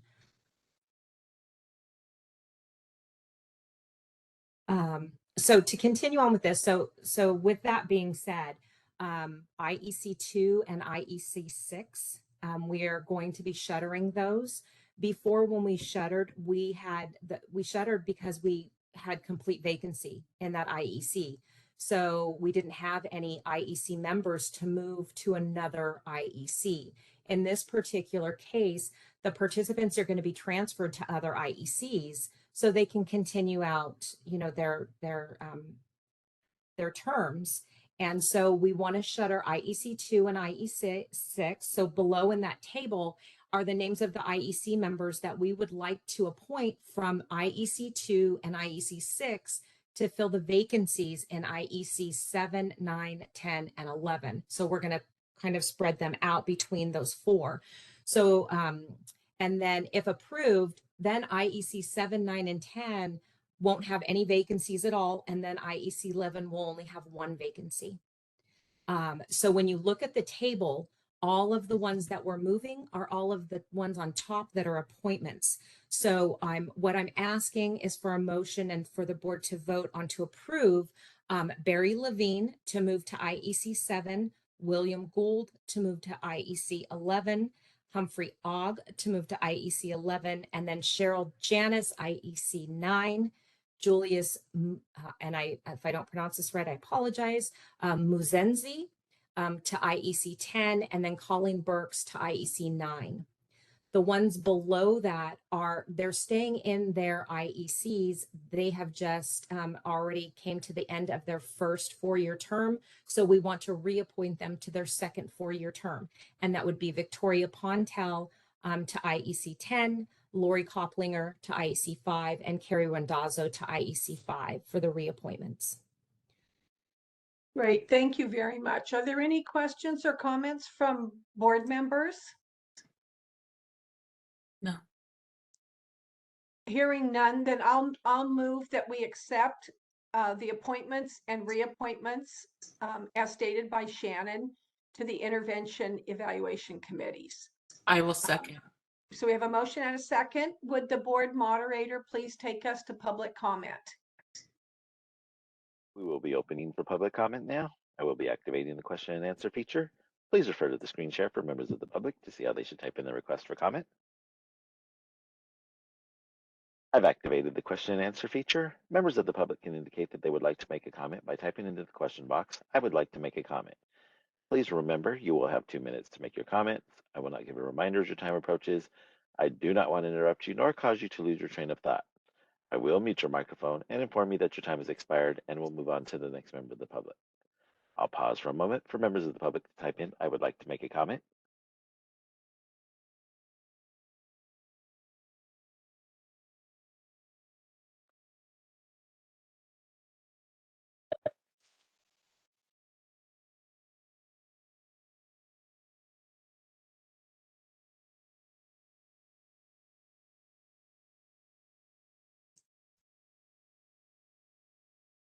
Committee Chair Nguyen, there are no public requests for comments. Would you like me to close this window? Yes, please. Thanks very much. So are there any comments? We have a motion and a second. Any final comments before we go to a vote? Okay. We can go to a vote. President Trujillo? Dolores Trujillo votes yes. Vice President Mary Fagan. Thank you. Thank you. Mary Fagan, yes. Elizabeth Woods. Woods, yes. Jovita Dominguez. Jovita, yes. Patricia Nguyen. Nguyen, yes. David Lawler. Lawler, yes. And Vicki Granowitz. Granowitz, yes. Thank you. So that's it for the committee. Moving on to item 10.0. This is the report of the Legislative Committee. I am Chair. Marissa Clark. Is she up on the panel? This is the legislative update and discussion of bills relevant to the board from the 2023 to 2024 legislative session.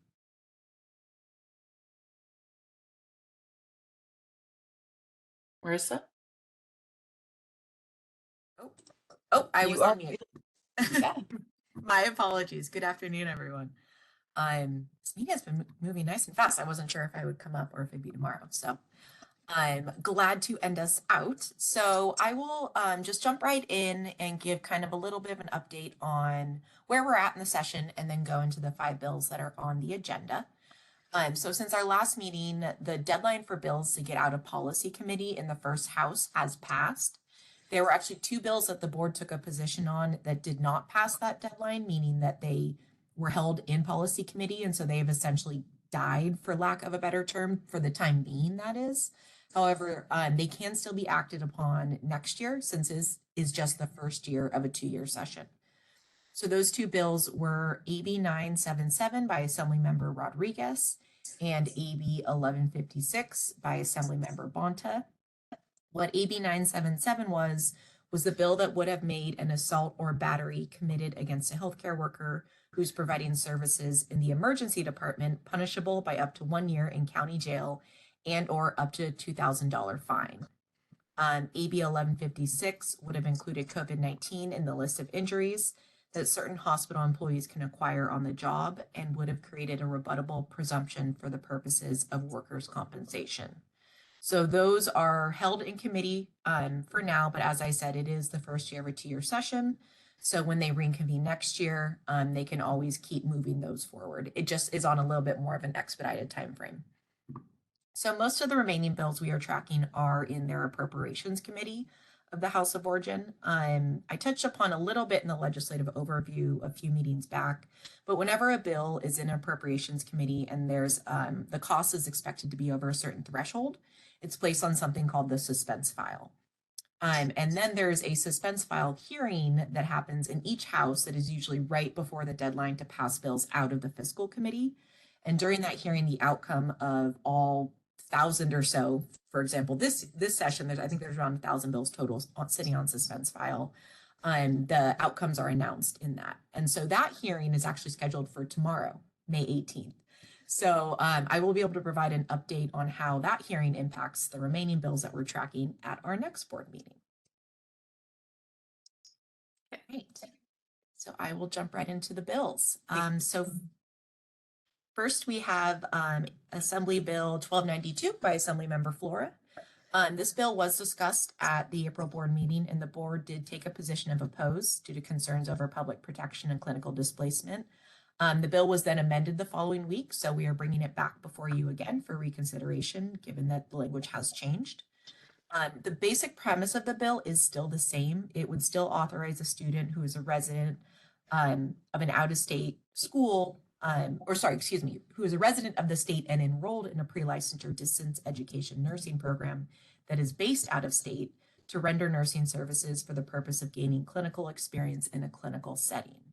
However, there have been some amendments since we discussed it last, and those amendments did a few things. First, it clarified that that nursing student who's providing those clinical services, when they're being supervised by an RN, that supervision would have to be in person. It couldn't be done remotely.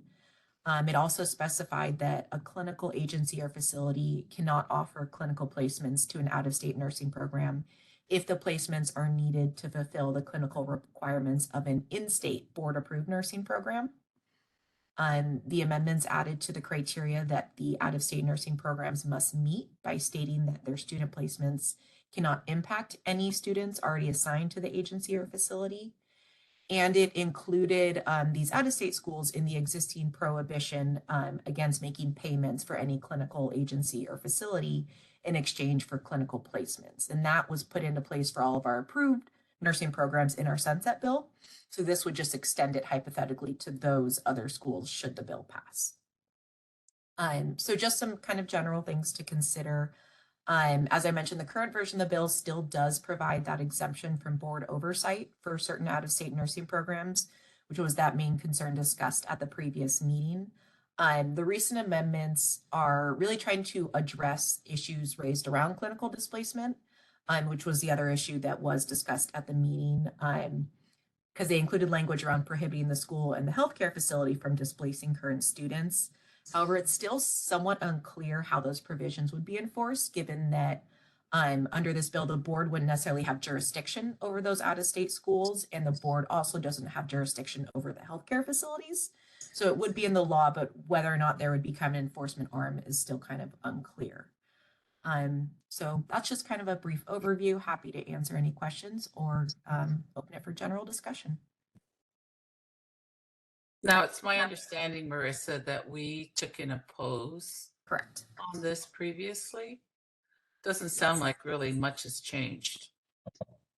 It hasn't. These were some attempts. I believe these were attempts to address different stakeholders'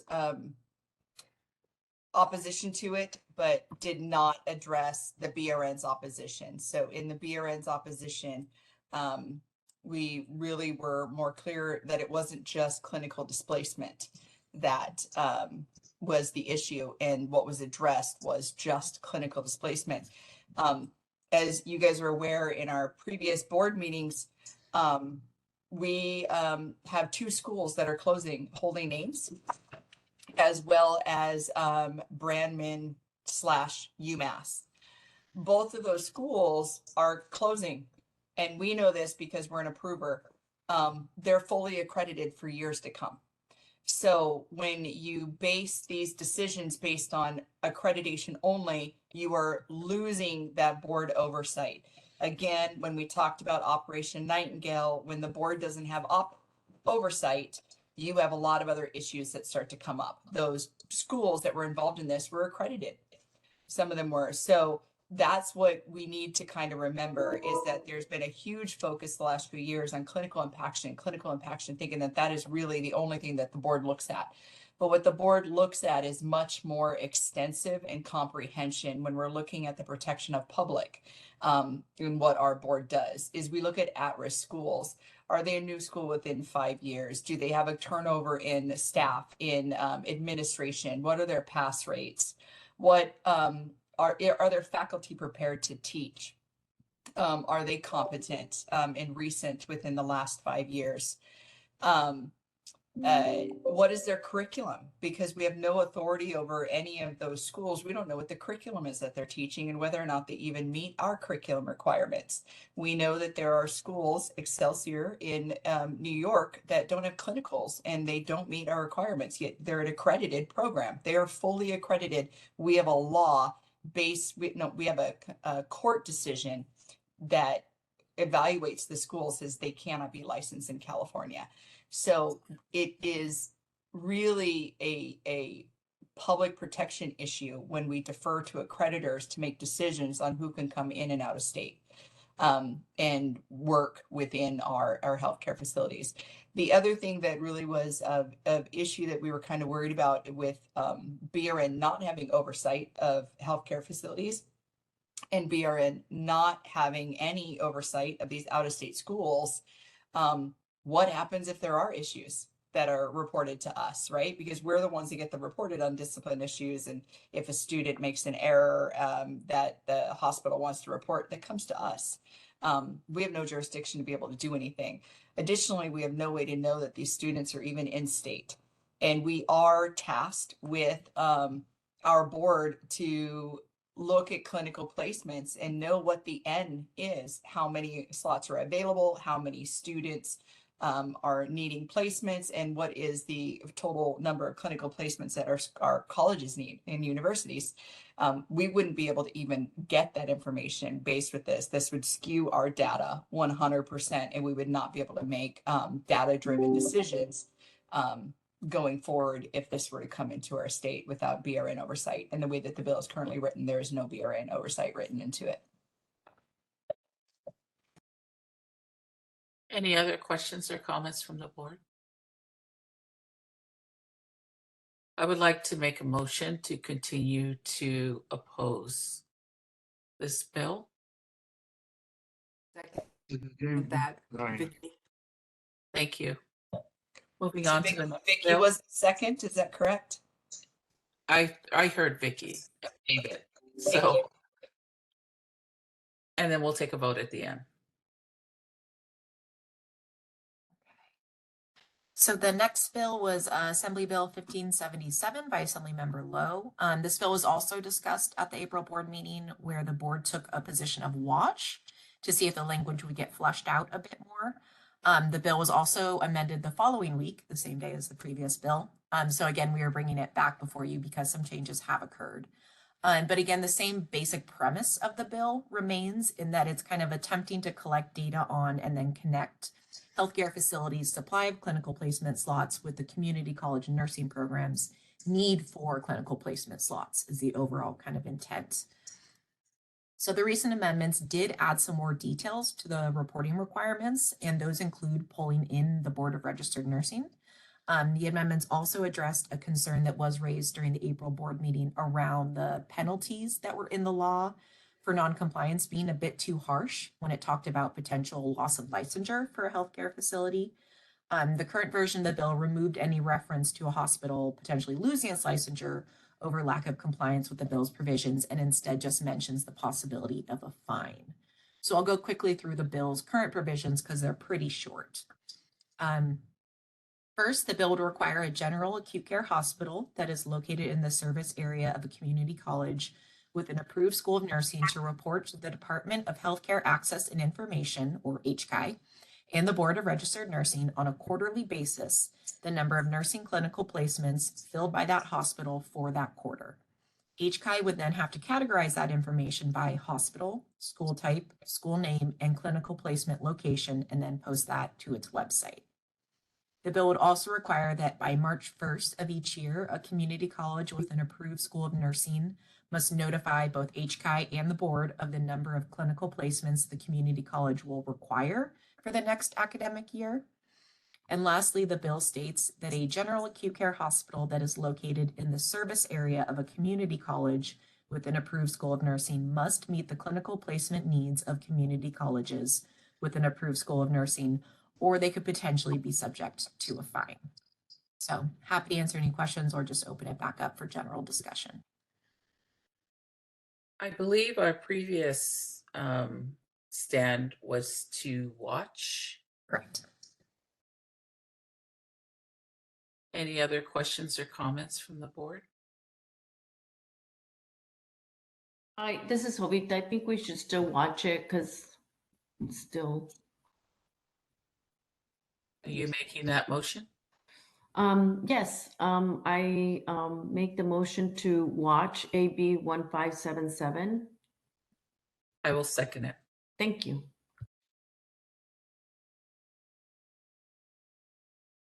Thank you. Marissa? Yes. So next we have Assembly Bill 1695 by Assemblymember Gibson. And this is a new bill. This is the first time it's being brought before the board. And so this bill would everything in the bill is subject to contingency of an appropriation of one-time funds. So the bill would establish the Nursing Pathway Pilot Program to create high school pathways towards associate degrees in nursing at community colleges. The bill would require the Superintendent of Public Instruction, which is essentially the Department of Education, to allocate funding to local education agencies through a competitive application process. So for those pilot LEAs that are hypothetically chosen under this bill, they would be able to use funds on the following main areas: professional development for teachers, administrators, and paraprofessional staff or other classified employees involved in the direct instruction of pupils on the nursing profession, the employment opportunities that a career in nursing offers, the educational requirements for various nursing degrees, and age-appropriate instruction on basic direct patient health care principles. They could also spend the funds on instructional materials aligned to the applicable science curriculum framework that is adopted by the State Board of Education and addressing the nursing profession. And lastly, they could spend the funds on age-appropriate hands-on instruction for high school students that took place in hospitals, clinics, or other healthcare facilities. The bill would also task the California Community College Board of Governors, which is kind of their oversight board, with adopting policies to implement the following provisions: that a student enrolled in a pilot program under this bill must earn credits towards an ADN in nursing at any community college, and that those are applied upon the student's successful admission to the nursing program. And that subject to the establishment of additional capacity in community college nursing programs above and beyond the level that is in place for the 2024-2025 academic year, a student who completes a pilot program must be granted preferential enrollment status towards an ADN in any community college with a nursing program. So just a couple things to consider. Currently, the bill, separate from the previous one, does not have any involvement from the board. And so potentially including the board at some point in the process could help ensure that any type of curriculum or courses that are developed using these funds, we could help make sure that those would go towards meeting licensing standards. And then also the provision around having age-appropriate hands-on instructions in hospitals, clinics, and other healthcare facilities. In talking through that internally, there was some thoughts that if that provision didn't have the proper safeguards in place, it could potentially be unsafe for the student and or the patient. So that is another area the board could lend some expertise in kind of looking at the curriculum that is being developed. Just some additional thoughts to consider, but happy to open it up for general discussion. Sounds like a great bill. Any questions or comments from the board?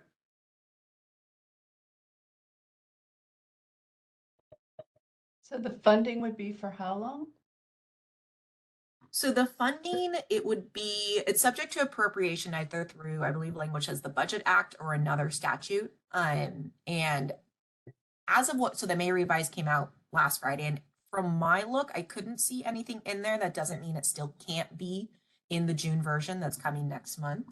But I believe the law allows for the funding to be appropriated through fiscal year 2026-2027. Let me confirm that for you.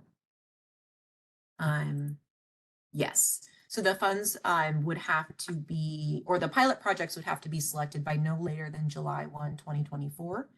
And then the funds would be appropriated and can be encumbered, meaning they could be spent or promised to be spent through the 2026-2027 fiscal year. So that's essentially June 30th of 2027. So that's around a 3-year or so time to draw down the funds.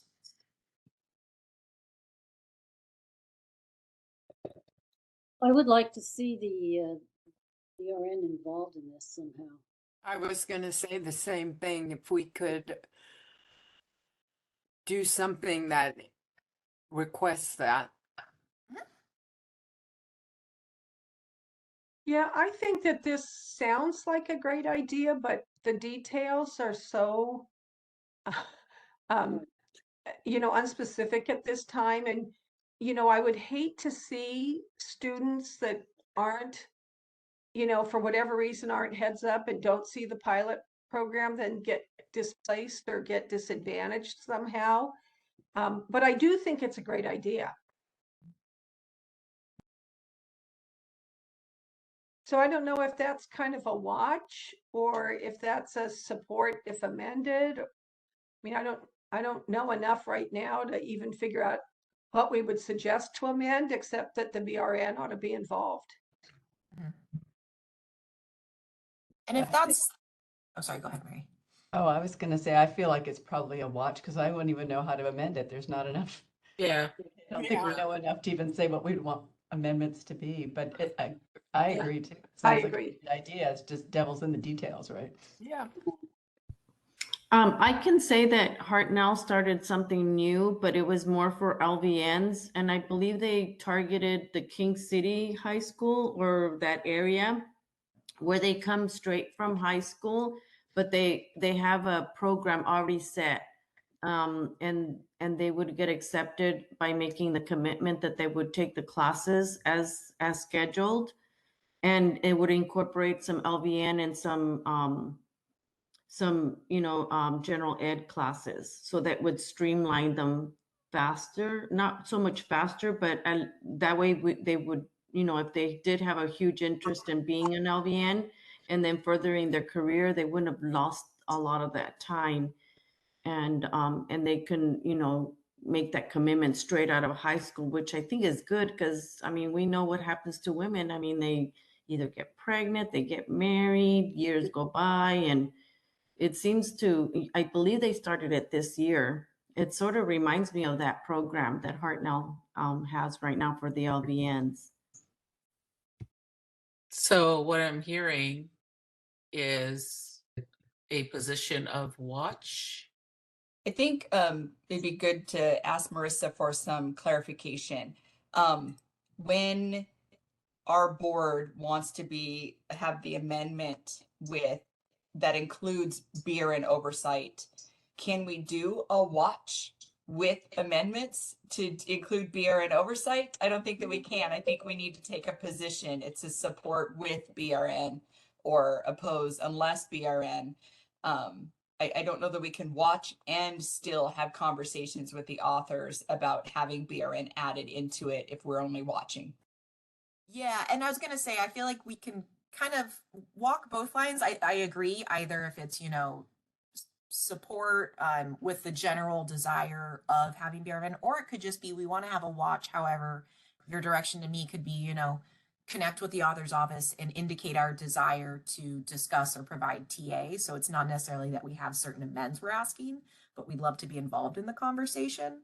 I think that is a way to kind of split it, but we couldn't necessarily, I don't think say request certain amends without some type of position behind those amends. Or it could be we just kind of, hang for now, but we still say, hey, we'd love to provide TA or discuss if there's an interest there.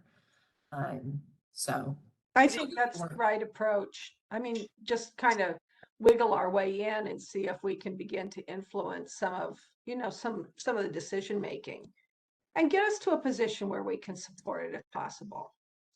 Right. Or I could just, seek more information, if there's more details around the bill kind of being fleshed out, to help provide you all with some more background to take a position on.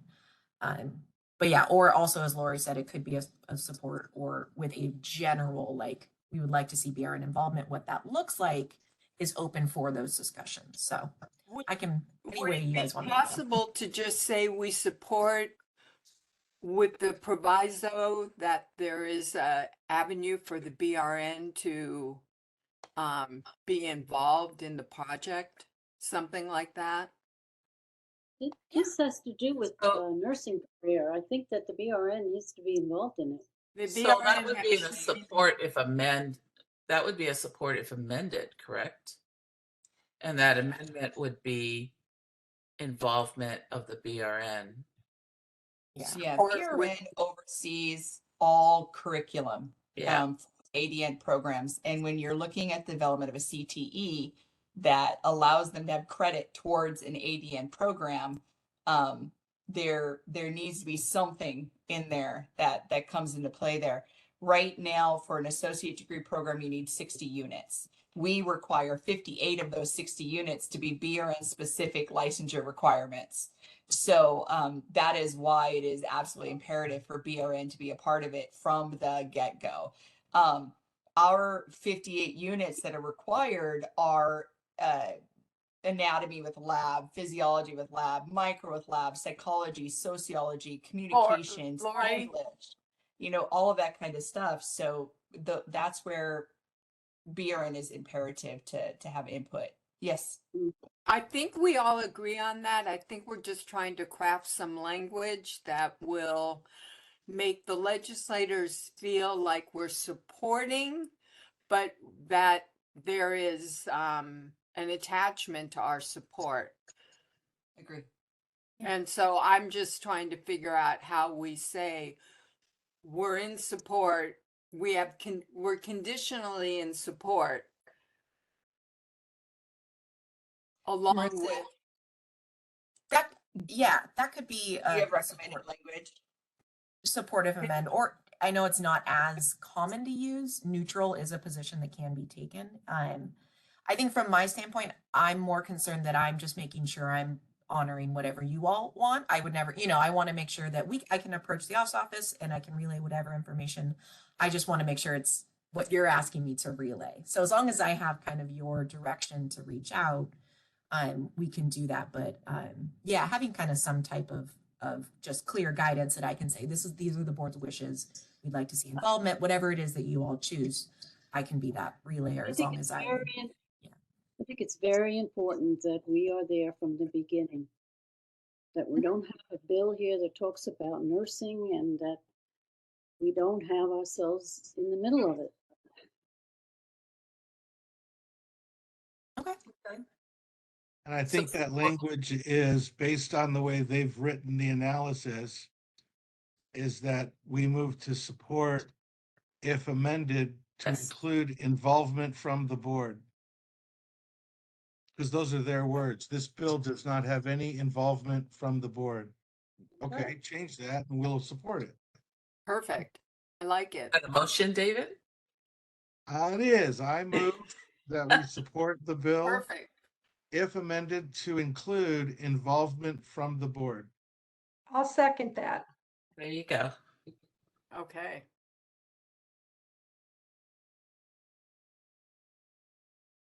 All right, moving on. Okay.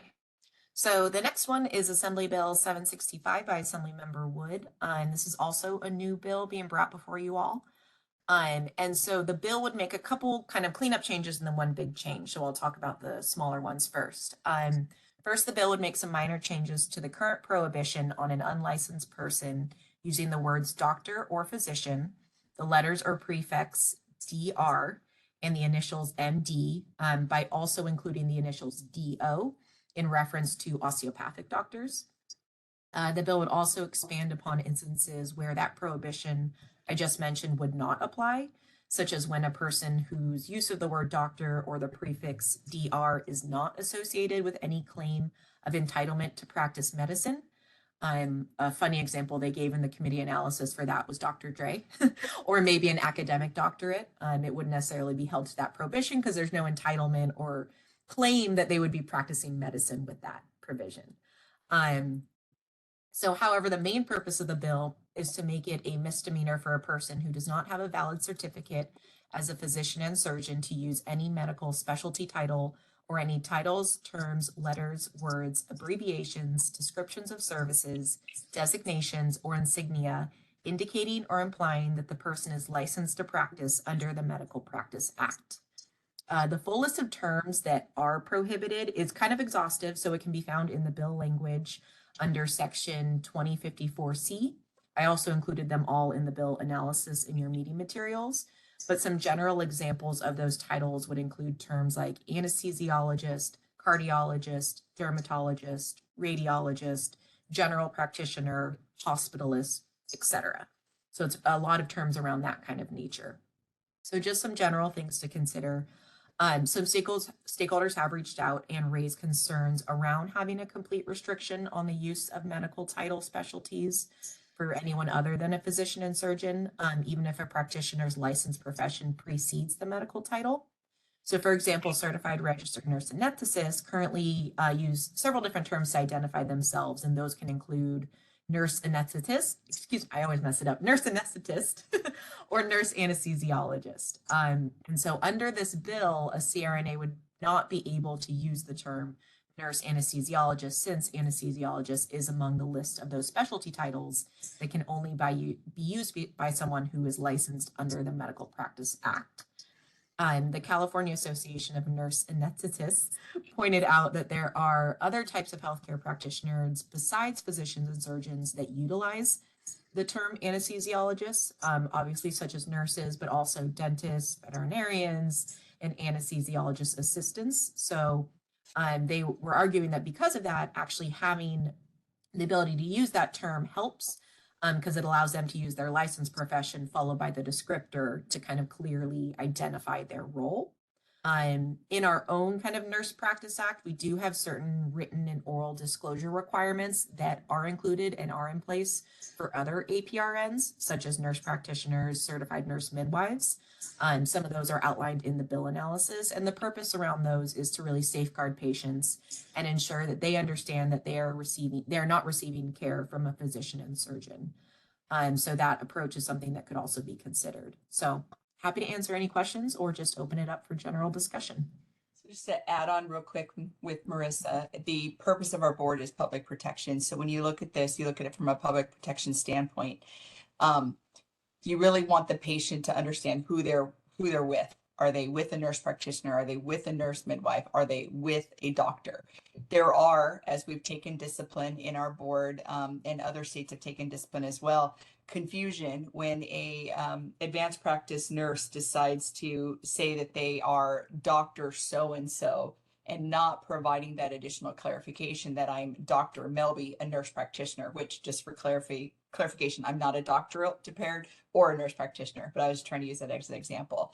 So if they just walk into the patient's room with their lab coat on or dressed in scrubs, anything that kind of designates that you're a medical professional, and you say I'm Dr. So-and-so, that is confusing.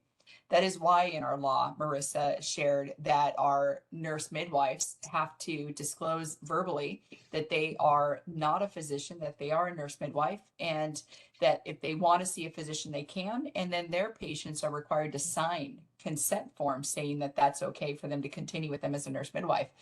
Our nurse practitioners have to, every single nurse practitioner has to introduce them at the beginning of a new patient, say, I'm a nurse practitioner, I'm overseen by the Board of Registered Nursing. If you want to see a physician, you can see a physician. The only provision that is not mentioned is for our nurse anesthetists that have independent practice. Our clinical nurse specialists do not have independent practice at this point.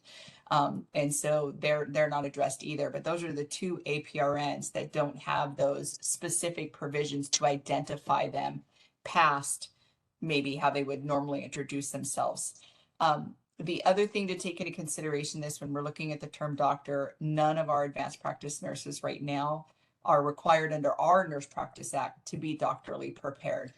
Our RNs can come in and be licensed as an RN with no degree requirement at all, just meeting licensing requirements as a certification. Our nurse anesthetists are doctorally prepared, every single one of them. That is set at a national standard and through national certification. Our nurse practitioners will probably end up having to be doctorally prepared, as well as our nurse midwives. I know nurse practitioners, their curriculum committee has said by 2025, they're going to require doctorally prepared. So those are things just to take into consideration as you discuss this, as why this impacts the board and why our board would have an opinion of it. Thank you. I believe previously our board has supported to watch this bill. This is the first time it's come before the board. So I'm sorry. Hasn't been a position quite yet. I have a question. Get into the bill. And I suppose it's confusing because of my own personal ignorance, but I just assumed it was already illegal for someone to impersonate a doctor. I couldn't walk in and say, hi, I'm Dr. Lawler if I'm not. But if I was, in the medical field, for example, this morning we heard from Rebecca. She was at Cal State Northridge, And at the end of her name, it says PhD RN. Well, as a civilian, I would refer to her as Dr. Rebecca because I see the PhD first. Under this, does she have to call herself a nurse? I mean, because there's a lot of letters behind people's names in the medical profession, more so than almost anywhere else. Is this going to lead to more confusion and restriction? Is that the concern? Or is this going to clear things up so that we're protecting the public from the imposters of the world? That's, I guess, Well, David, I wouldn't call them imposters. I think what happens is the perception. You come in with the lab coat, and like I wear a lab coat when I'm teaching, and patients think I'm a doctor, and I tell them no, that I am the instructor of the student. I think a lot of it is the public's perception. So they see somebody in a lab coat. It could be a nurse practitioner, so they assume because she has a white coat that they're doctors. I think it's more perception. It's not quote unquote being an imposter. Okay, okay. Well, that helps. Thank you. Yeah, and under current law, there is already that prohibition on an unlicensed person using the term doctor, physician, and whatnot. And so I think this bill is trying to kind of expand upon that to also include medical specialty titles, which wasn't previously called out.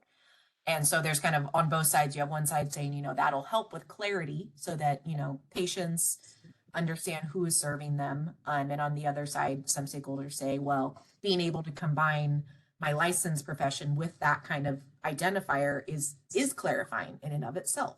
So I think there's kind of proponents and opponents on whether or not this clarifies or muddles. And yet with their exhaustive list of titles that they're referring to, and considering how you can overlap as a nurse and a physiologist, et cetera, that's why I lean more towards a watch until that's cleared up. Because if I overlapped with a number of different titles, I'd want to know what I'm supposed to call myself. That's all. Any other questions or comments? I was just going to say there's also the misconception that if a male nurse wears scrubs and goes in, the patient assumes that's a doctor because he's a man. So there's I think it's just protecting the public.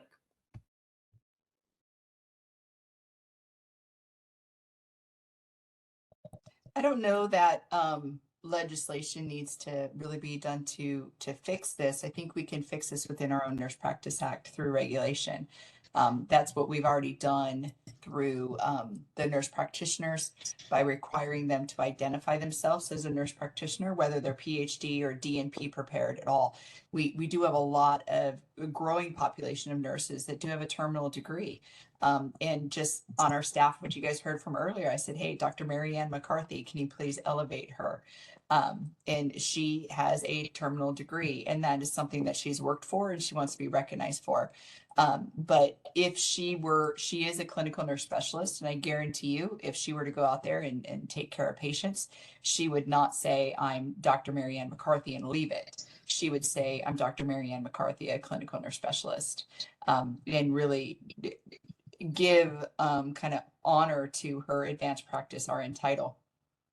One of the things that we do is we do have statute again that addresses the nurse midwife. We have regulation that addresses the nurse practitioner. We could do regulation to address the nurse anesthetist, as well as regulation to address the clinical nurse specialist that says you must identify yourself as this and not a physician, to make that very clear.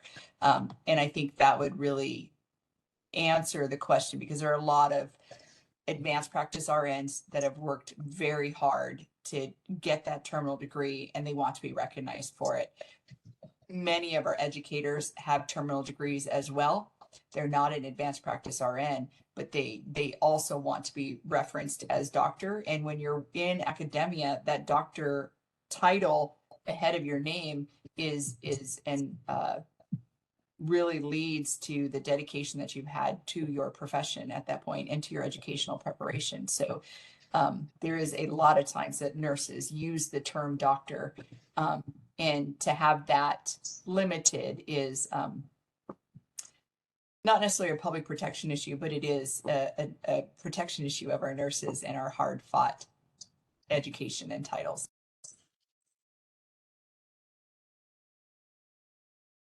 Yeah, this looks like doctors protecting themselves. I just don't like the whole idea of this because the term doctor doesn't necessarily mean an MD, so it would almost prevent anybody from using that.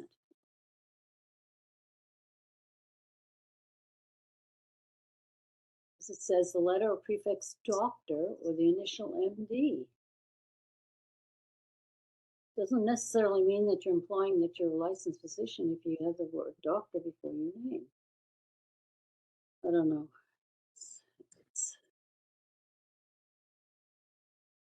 I'm not happy with it.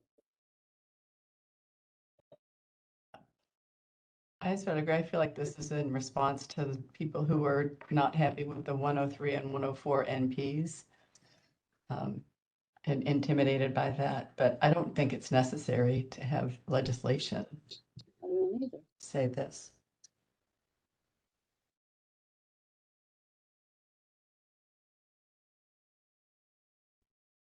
All right. So do we want to say we want to watch it then or oppose it? If we don't need legislation for this, so we don't feel that legislation is needed? I think we should just keep an eye on it. It might become something else. I don't know that we necessarily need to oppose it. That's just my opinion. No, I'm totally in favor of watching it. Yeah. I agree. It goes in. I would like to make a motion to watch this bill. I'll second that, Dolores. Thank you.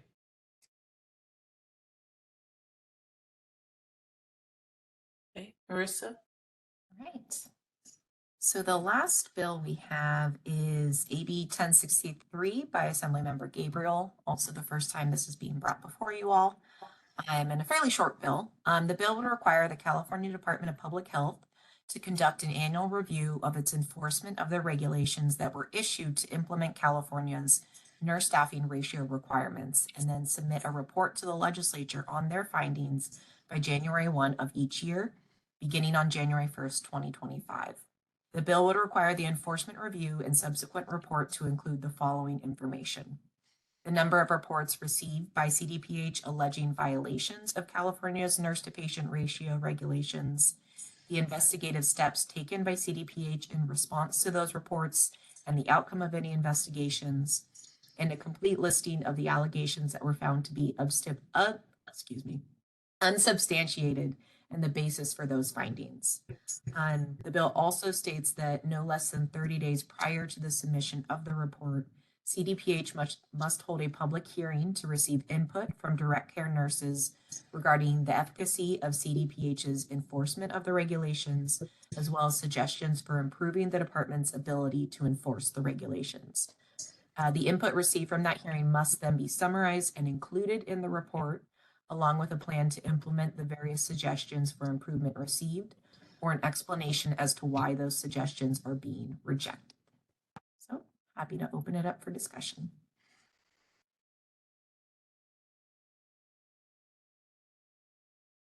Any questions or comments from the board? Well, I'm just concerned. It doesn't say anything in here, but I can't help but think that CDPH isn't going to create new reporting requirements for hospitals then about staffing ratios and what the impact of that would be. There's so much reporting that's done already. It keeps people from being able to take care of patients.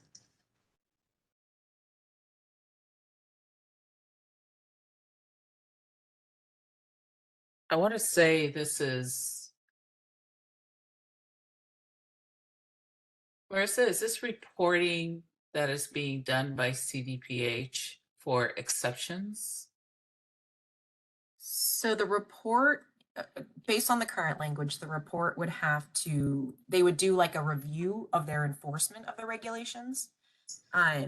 And then they would have to submit an annual report to the legislature that, as of right now, would have to touch on three main things. The number of reports received by CDPH alleging a violation of the nurse to patient ratio regulations under Title 22, the investigative steps taken by CDPH in response to those reports and the outcome of any investigations, and a complete listing of the allegations that were found to be unsubstantiated and the basis for those findings. And then they'd also have to do the public hearing where they solicited input from direct patient care nurses, and then include those recommendations and whether and how they're implementing them, or if they're not, why they're not. So those are the main things the report would have to touch on based on the current language.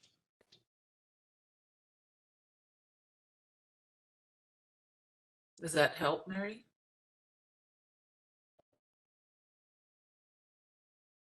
I mean, it looks like it's not necessarily any direct impact on hospitals now, but CDPH can create requirements for hospitals to have to do all sorts of reporting, so. But I think they can do that without this bill, if that's the case. Well, yeah. I mean, it seems way after the fact. I mean, we're trying to encourage nurses to report in these things to the hospital right away to get some resolution. This is taking it. Right. I mean, if there's a report to CDPH, it needs to be followed up anyway. So it's already happening.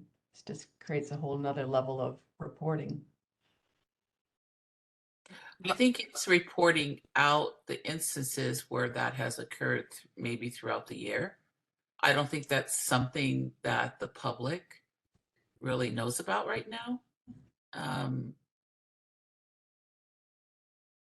I would guess the current, totally here, I think every valid feedback. It seems like the current focus right now is trying to target CDPH's enforcement efforts. Yeah. What those are currently like, I genuinely have no idea, but that seems to kind of be the focus of it, in kind of adding a little bit more teeth, so to speak. Whether that could have trickle down effects, I think that's a very valid concern. But I think the focus right now is like, we have these regulations, they've been in place for a while. Are they being enforced, and how are they being enforced seems to be its current like main takeaway, just on how I read the language. But it could be otherwise. I mean, I would like to know if they're being enforced.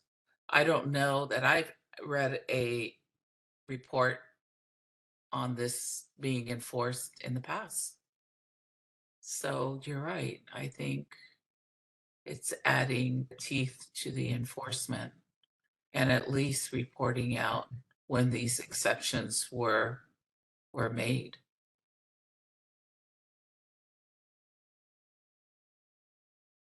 Any other questions or comments? So how would this information be gathered? By unusual occurrence reports within the hospital? How this information is going to be obtained from the various hospitals? I would imagine one way would be their website.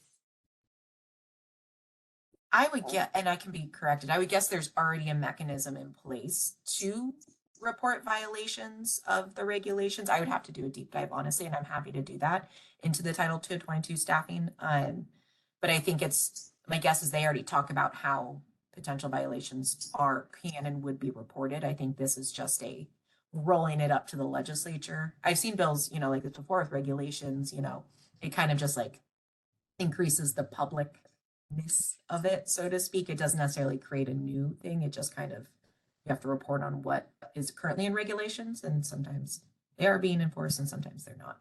Coming from large departments, that there weren't always. Is there a feeling out there that these nurse staffing ratios are not being followed? I mean, the thing about just looking at the analysis, it says you have to report the number of allegations and then report the number of unsubstantiated allegations. I don't know. It just seems like it's, if there is a problem, then we ought to, be looking at that. But if it might feel like kind of a gotcha. There's a lot of times that the nursing staffing ratios are not followed, and it's completely within the ability of the healthcare institutions to do this. What has to be done anytime that you go out of ratio is to fill out a variance report. That variance report is what is then reported out. And so there are many, many times throughout the career of a nurse that they will be working out of ratio. I get a lot of times, the nurses, when they call us, we've had nurses drive up from LA area and come into our office and say, you need to help me. I'm being forced to work out of ratio and I'm going to get my license removed, because they have a fear that says if they work out of ratio that the board is going to take their license. I'm not sure where that correlation comes from, but we absolutely do not take license of nurses that work out of ratio. The staffing ratio is under Title 22, which is under California Department of Public Health, but it is within every facility's ability to work an RN out of ratio as long as a variance is made, it is reported, and you work very quickly to get it back into staffing ratios. What's happened during COVID has really brought a spotlight to this. Many times they were forced to work out of ratio. There were waivers that were affected towards CDPH that decreased documentation requirements, that made special amendments to the staffing ratios, et cetera, because, yeah, and that's why, there's a lot of even media out where nurses were able to go back to work sooner than others when they were COVID positive, right? Because there was such an impact. And so there is an issue with staffing ratios. There always has been. You will have unions fighting against it. You will have healthcare organizations fighting against it.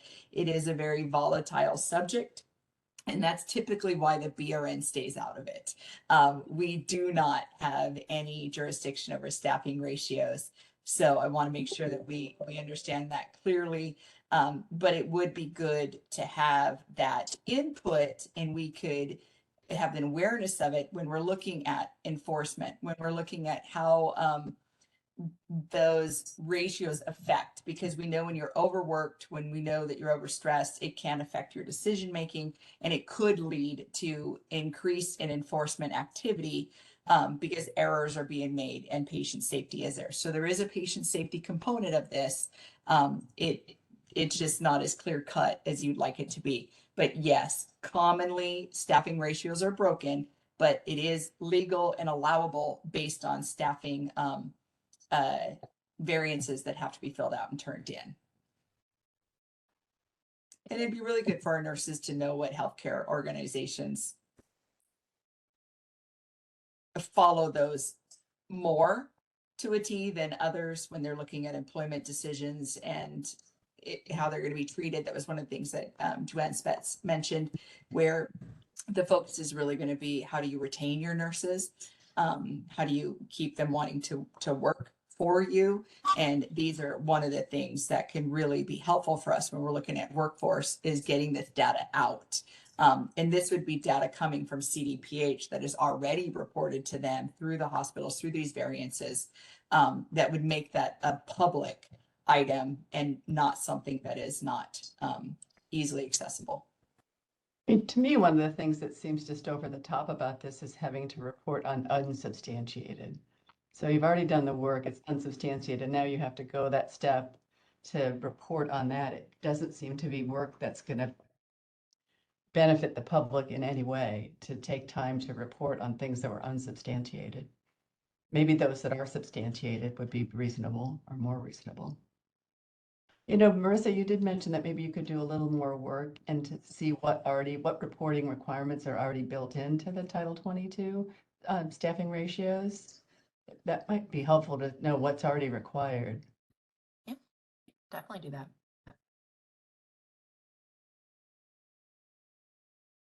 So my understanding that the board would like to take a position of watch. This is Jovita. I think watch is a good motion. I do too. I agree. Yeah. So I would like to make a motion that we watch AB 1063. Jovita seconds. Thank you, Jovita. I just want to say that whenever the nursing supervisor loses track and I remind her, we're not taking it because we're going to be out of ratios. So I think nurses need to feel empowered that they can say that. I mean, if the hospital chooses to, still give them, then that, I think that's a violation. And then this is where AB 1063 would come in. Okay. So at this point, before we vote, can we open it up for public comment? We will be opening for public comment now. I will be activating the question and answer feature. Please refer to the screen share for members of the public to see how they should type in their request for comment. I've activated the question and answer feature. Members of the public can indicate they would like to make a comment by typing into the question box, "I would like to make a comment." Please remember, you will have 2 minutes to make your comments. I will not give a reminder as your time approaches. I do not want to interrupt you nor cause you to lose your train of thought. I will mute your microphone and inform you that your time has expired, and we'll move on to the next member of the public. I'll pause for a moment for members of the public to type in, "I would like to make a comment."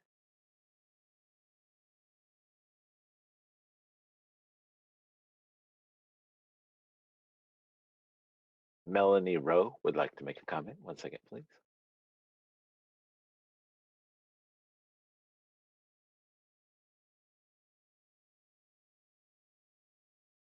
Director of Practice Division at the California Association of Nurse Anesthetists. CANA represents over 3,000 CRNAs and nurse anesthesiology residents from the 5 schools in California. The CANA Board of Directors and membership strongly oppose AB 765 and believe the nurse anesthesiology profession will be harmed by the bill's language and criminal actions of the enforcement as a misdemeanor. AB 765 eliminates an anesthesia provider's ability to identify themselves correctly and effectively. Using our licensed nurse before the descriptor anesthesiologist is very clear to the public that we are nurses who specialize in anesthesia. If this bill is passed, there will be a significant impact for the enforcement program of our Board of Nursing. There will be needless investigations and enforcement actions when there is no actual evidence of patient confusion or safety risk, let alone harm. Nurse anesthesiologists and physician anesthesiologists are both held to the exact same excellent standard of care. Existing law already provides appropriate protections and transparency to the public. CRNAs are proud of our nursing foundation and have no desire to be confused with our physician colleagues. The use of the terms physician anesthesiologist, nurse anesthesiologist, and dental anesthesiologist have been a national discussion for the last 10 years, and our national professional organization, the American Association of Nurse Anesthesiology, formally approved the descriptor for use in 2018, and it has been in use by California CRNAs since then. Attempts to work with the author for amendments that would reflect our nurse anesthesia specialty have been unsuccessful. Dentists who specialize in anesthesia and are called dental anesthesiologists have been amended into the bill. As a reminder, the author, Dr. Wood, is a dentist. AB 765 is the latest effort by organized medicine at trade protectionism, which is to the detriment not only of the nurse anesthesia profession, but to the millions of Californians who rely on and benefit from access to exceptionally safe and high quality anesthesia care services from the nurse anesthesiologists in the state. We respectfully ask for your opposition to AB 765. Thank you for your comment. Catherine Hughes would like to make a comment. 1 second, please.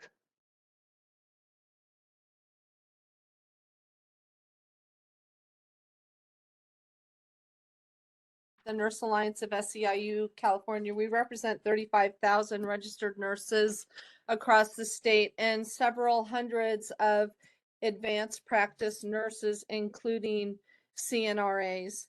SEIU has not made an official position on this bill, but we do have some grave concerns. And after listening to a lot of your comments today, see that there's probably even more problems in the bill than we had initially identified. And I also wanted to bring up AB 1063 because I represent thousands of nurses in acute care, and you can ask any one of them, and they're facing ratio violations almost on the daily. COVID made it worse. We passed a bill, SB 227, that would allow for CDPH to issue fines to hospitals that violated ratios. And then we got an executive order during COVID, so no hospitals have been fined for violating ratios in the years since that bill was passed and was supposed to be implemented. We have found that CDPH has only issued fines once or twice when they could directly correlate the patient's death with a staffing violation, which we know our employers are not willing to admit to. So we haven't taken a look completely at this bill, but we know that anything that enforces the ratios is needed. There needs to be teeth in it. CDPH needs to be held accountable, and they need to hold the facilities accountable. They have rapid response plans that they're supposed to have in place. So if they do have a shortage because of call outs, they're supposed to have a plan on how they handle it. Any violation that is substantiated, they just get a plan of correction. The CNO signs off on it.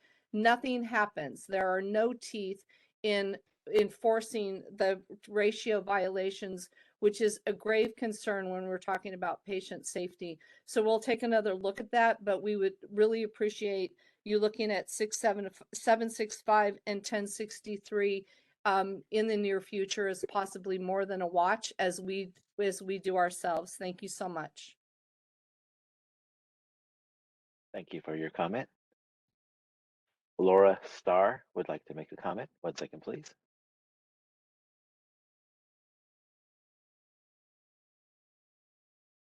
Comment. My name is Laura Starr. I'm an acute care nurse practitioner. I also would like to comment regarding AB 765. I would ask the board to oppose unless significant amendments were made by denying people the opportunity to use words that would accurately describe their profession. We're not protecting consumers. We're confusing them further, potentially, criminally punishing people who are honestly trying to accurately describe their job. I've seen jobs for hospitalist nurse practitioners. So if, for example, I went in the room and explained, hi, I'm your nurse practitioner. My name's Laura.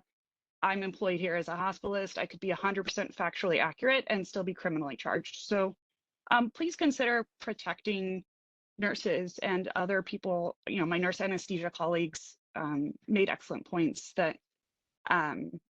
this bill doesn't protect consumers, and it just potentially adds on criminal charges that are unnecessary.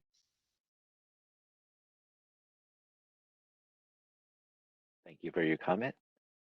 As Elizabeth Bamgos would like to make a comment. 1 second, please.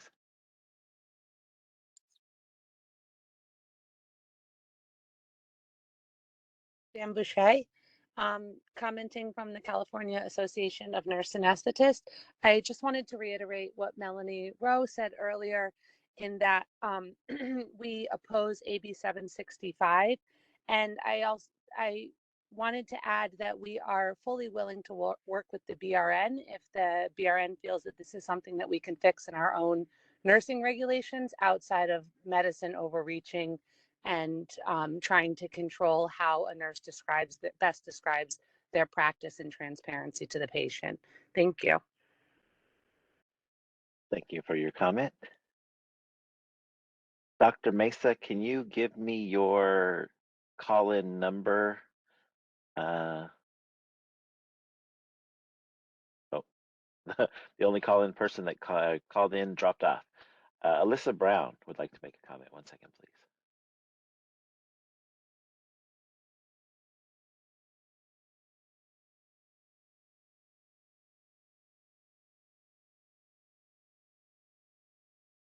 Thank you. Thank you for explaining all of these. I agree with most of your positions. I'm sure you know there's a large coalition of nurses and others who are against 765, but it's a bill that sparks a lot of emotion. When I grew up in nursing, we were expected to tell people who we are and what we can do to help them. And I would say that anybody from nurses to doctors to anybody who goes in and works with somebody else has a responsibility to explain that. I think some of the problems have occurred when people don't do that, and some of my colleagues have not done that. So I would rather see a bill about, telling people to explain who they are. So I can understand because of the emotion and stuff about taking a watch position, but I think everyone's aware that there's a lot of opposition to that. In relation to the ratios, I think it is a good idea to help hold people accountable. Part of the ratios, though, and part of what hospitals do is also look at staff mix. And I think it's a particularly difficult time because so many nurses and doctors have left the profession and we don't have a lot of people there, but we still have to provide safety for the patients. So thank you. Thank you for your comment. Dr. Eliana Mesa would like to make a comment. A second, please.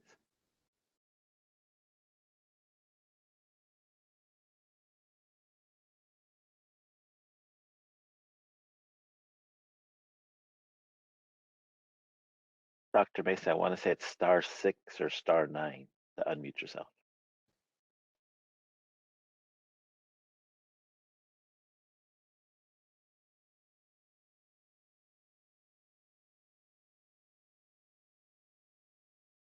Much for your patience and good afternoon.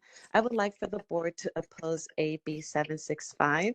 My name is Dr. Eliana Mesa, and I am a nurse practitioner, and I work in the second largest public healthcare setting in the United States, which is Los Angeles County.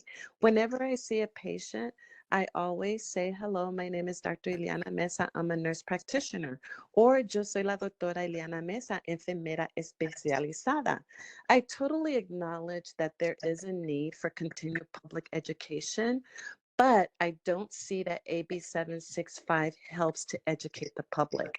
And you know, there needs to be a lot of more education for our patients, and it has to be a collaborative process that we should do together and undertake together. For example, in Latin America, the title nurse practitioner doesn't even exist. Everyone knows what a partera is, which is a midwife, but the profession itself doesn't exist. And what we have that happens a lot in my setting is that the nurses will vital the patient and say, oh, the nurse is going to see you. La enfermera te va a ver. And the patient will say, well, I didn't take 3 buses and a train to be seen by a nurse. So there's still a lot of education. So when we let the patients know, I am a nurse, and I do have higher education and training and a terminal degree to prove to the public that, you know, I have the knowledge required to take care of you. That is where we need to focus in.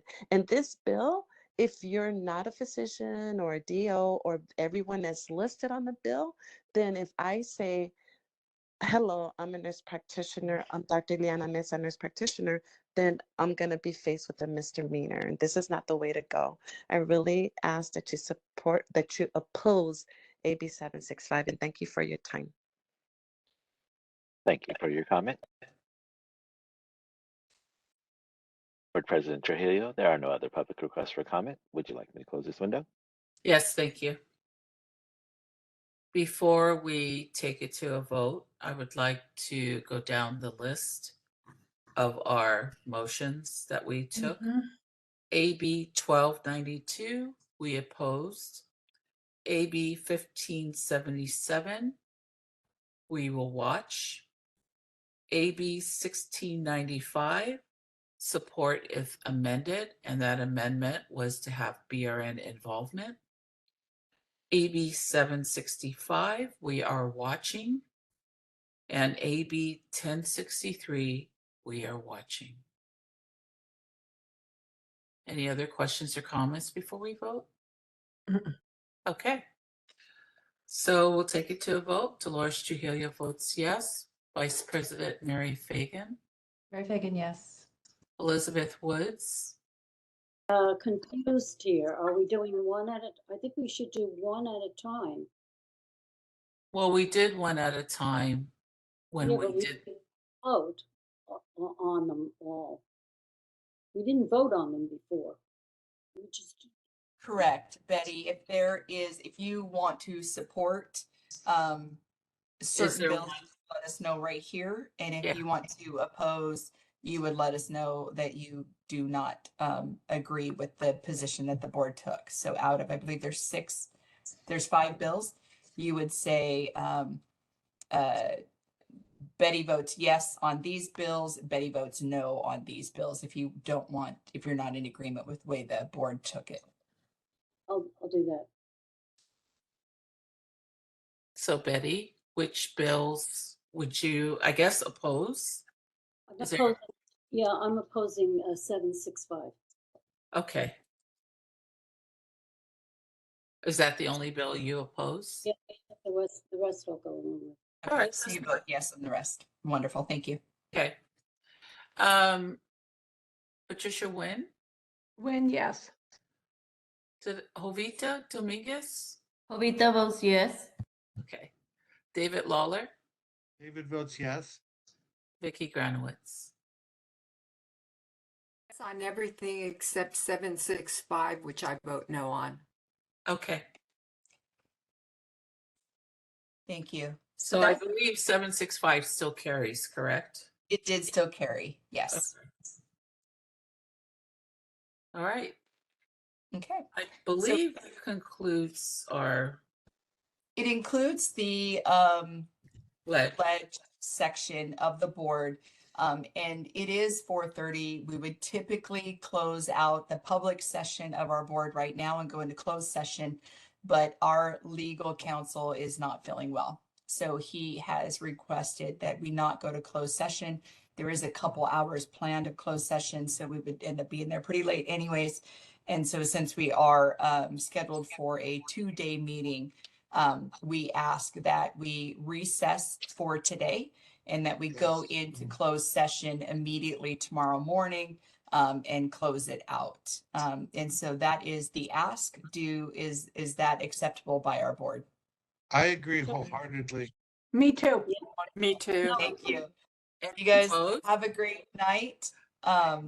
We will go into closed session tomorrow morning at 9 a.m. Betty, that means you have to work for us one more day. You gotta come back and finish this board meeting tomorrow. You're not off the hook yet. Of course, I'm not off the hook. I'll be here. One quick question. So- Will we be going into this WebEx or will we be going into a team? We will be going Closed into session Teams. team. We will not be going into WebEx tomorrow. So just for the public that is on the call, we are adjourning the public session of the board meeting. Our board members tomorrow morning will open and go into closed session tomorrow. There will be no recording, no public participation, and they will only, they will give us a time when they adjourn that, and that will be recorded on the meetings. So thank you guys very much. It's been a long day. Thank you. Enjoy. And the and- Teams link was sent by Yvonne for tomorrow. For morning. today, but ignore the one for today. You'll go grab just the one that came in your email for tomorrow. Yeah. Thank So you. we'll see you guys closed session tomorrow morning, 9 a.m. Enjoy. Thank you, everybody. Thank you. Hope Reza feels better tomorrow. He does. Appreciate it. Thank you. Thank All you. right. Bye-bye. Bye. Hey. Night.